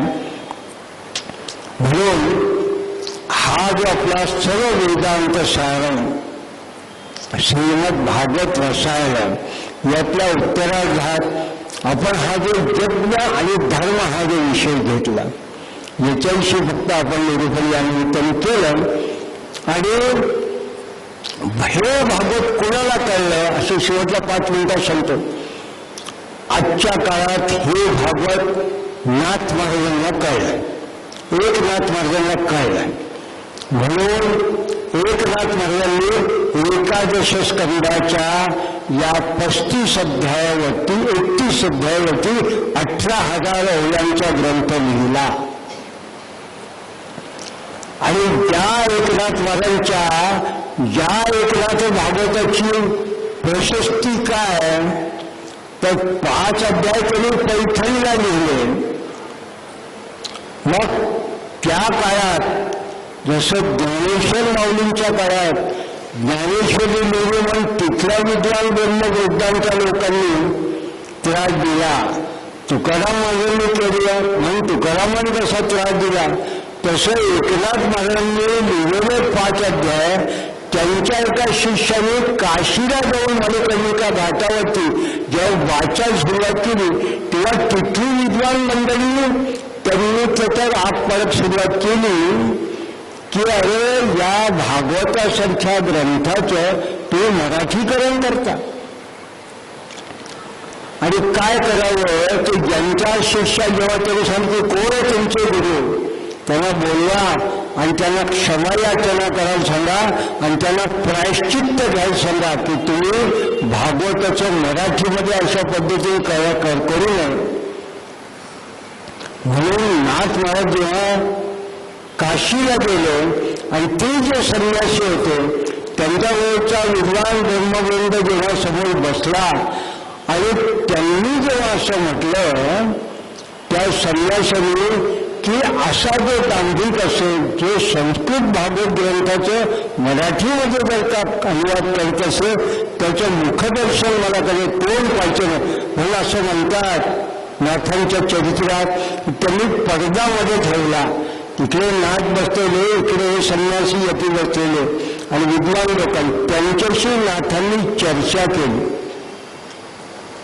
आणि त्या चर्चेमध्ये नाथांनी जेव्हा त्या पहिल्या 5 अध्यायाच्या स्कंदाचं जेव्हा वाचन केलं आणि 7 दिवस शास्त्रार्थ केला तेव्हा त्या संन्यासांनी सांगितलं की आम्हाला याच्यामध्ये एकही चूक दिसत नाही. काही म्हणून तो पडदा त्यांनी बाजूला केला, नाथांचा सत्कार केला आणि मग 5 पासून पुढले जे 31 अध्याय ते एकनाथ महाराजांनी काशीमध्ये बसून लिहिले असा इतिहास आहे. जसा एकनाथ महाराजांनी तो काशी ग्रंथ पूर्ण केला त्या ठिकाणी त्याचं पहिलं वाचन झालं आणि ते जे संन्यासी ज्यांना काशीचे विद्वान वैदिक ब्रह्मवृंद आचार्य मानायचे त्यांनी स्वतः नाथांना विनंती केली की आपली आता काशीमध्ये ग्रंथासकट हत्तीवरून मिरवणूक काढायची आहे. नाथांनी प्रांजळपणे नकार दिला. ते म्हणे मला जे भाग्य आहे ते फक्त या एकनाथी भागवतामुळे आहे, त्या भगवंतामुळे आहे, पण तरी माझे नाही त्याची मिरवणूक काढा. म्हणून या एकनाथी भागवताची काशीमध्ये त्या काळात हत्तीवरून मिरवणूक काढण्यात आली. हे या मराठी एकनाथी भागवताचं भाग्य आहे. आणि हे भाग्य फक्त त्या ग्रंथाचं नव्हे, त्या ग्रंथकाराचं काय विशेष तर ते जे एकनाथ महाराज आहे त्या एकनाथ महाराजांची आपल्याला जी कथा माहिती आहे ती काय आहे तर सहज म्हणून सांगतो की त्या एकनाथ महाराजांनी मराठीच रचना केली. ते एकनाथ महाराज जे भेदाभेद भ्रम अमंगळ असं म्हणतात ते जेव्हा असं म्हणतात भेदाभेद भ्रम अमंगळ म्हणून ते गाव कुसा व्हायच्या लोकांना सुद्धा एकत्र आणतात.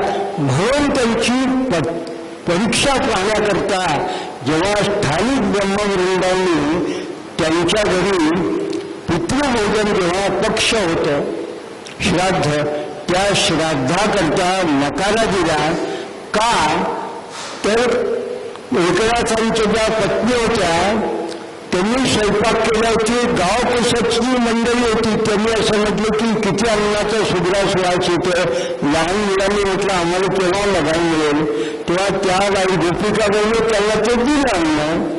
ब्राह्मणांना राग आला की श्राद्धाच्या पूर्वी ब्राह्मणांना कसं जेवायच्या वाडीचं अन्न दिलं कसं, ते सुद्धा गाव पेशाच्या लोकांना. म्हणून ब्राह्मणांनी म्हटलं की आम्ही येतच नाही. हे म्हटल्यानंतर मग हरिपंडितांनी जेव्हा असं म्हटलं की आता पुढे काय, तेव्हाचा जो एकनाथ महाराजांचा जो शांती ब्रह्म नावाची त्यांच्या नावाचं चरित्र, त्याची कथा आहे. त्यात कथा अशी आहे की नाथांनी म्हटलं हरकत नाही, श्रीखंडाने म्हटलं हरकत नाही, ते येत नसतील येऊ देऊ नका, त्यांचे पितर येते. म्हणून त्यांच्या चरित्रात हा उल्लेख आहे की जेव्हा त्या नाथ महाराजांना भोजन वाढलं आणि त्या ठिकाणी ब्रह्मवृंदाने जेव्हा बघितलं तेव्हा खरोखर कोणाचा आजा, कोणाचा पंजा, कोणाचे पितर येऊन तिथे जेवत होते. हे त्या नाथ महाराजांचं वैशिष्ट्य आहे. त्या नाथ महाराजांनी हे भागवत एका टीका मराठीत केलं आणि ज्ञानेश्वरीप्रमाणे सगळ्या मराठी भाषिकांसाठी हे भागवत खुलं केलं. हे फक्त भागवतकार मंडळीचं नव्हे तर एका जरी मराठी मंडळीचा हा गौरवाचा भाग म्हणून मुद्दाम सांगितलं. म्हणून माझी आपल्या सगळ्यांना विनंती आहे की ज्यांना कोणाला असं वाटतं की आपण स्वतः केव्हा तरी भागवत वाचावा, विद्वान लोक तर नेहमीच कथा सांगतात, पण आपण स्वतः केव्हा तरी भागवत वाचावं. तर आयुष्यात एकदा केव्हा तरी एक रात्री भागवताच्या निदान काही वेळा तरी निश्चित वाचा. जो भागवतात सांगितलंय श्लोकं वा श्लोका गंगा, एक श्लोक किंवा अर्धा श्लोक, तसंच भागवताच्या मराठी एकनाथी भागवताच्या काही वेळा नित्य वाचा. मी फक्त 2 वेळा आपल्याला सांगतो आणि आजचा विषय इथे थांबवतो.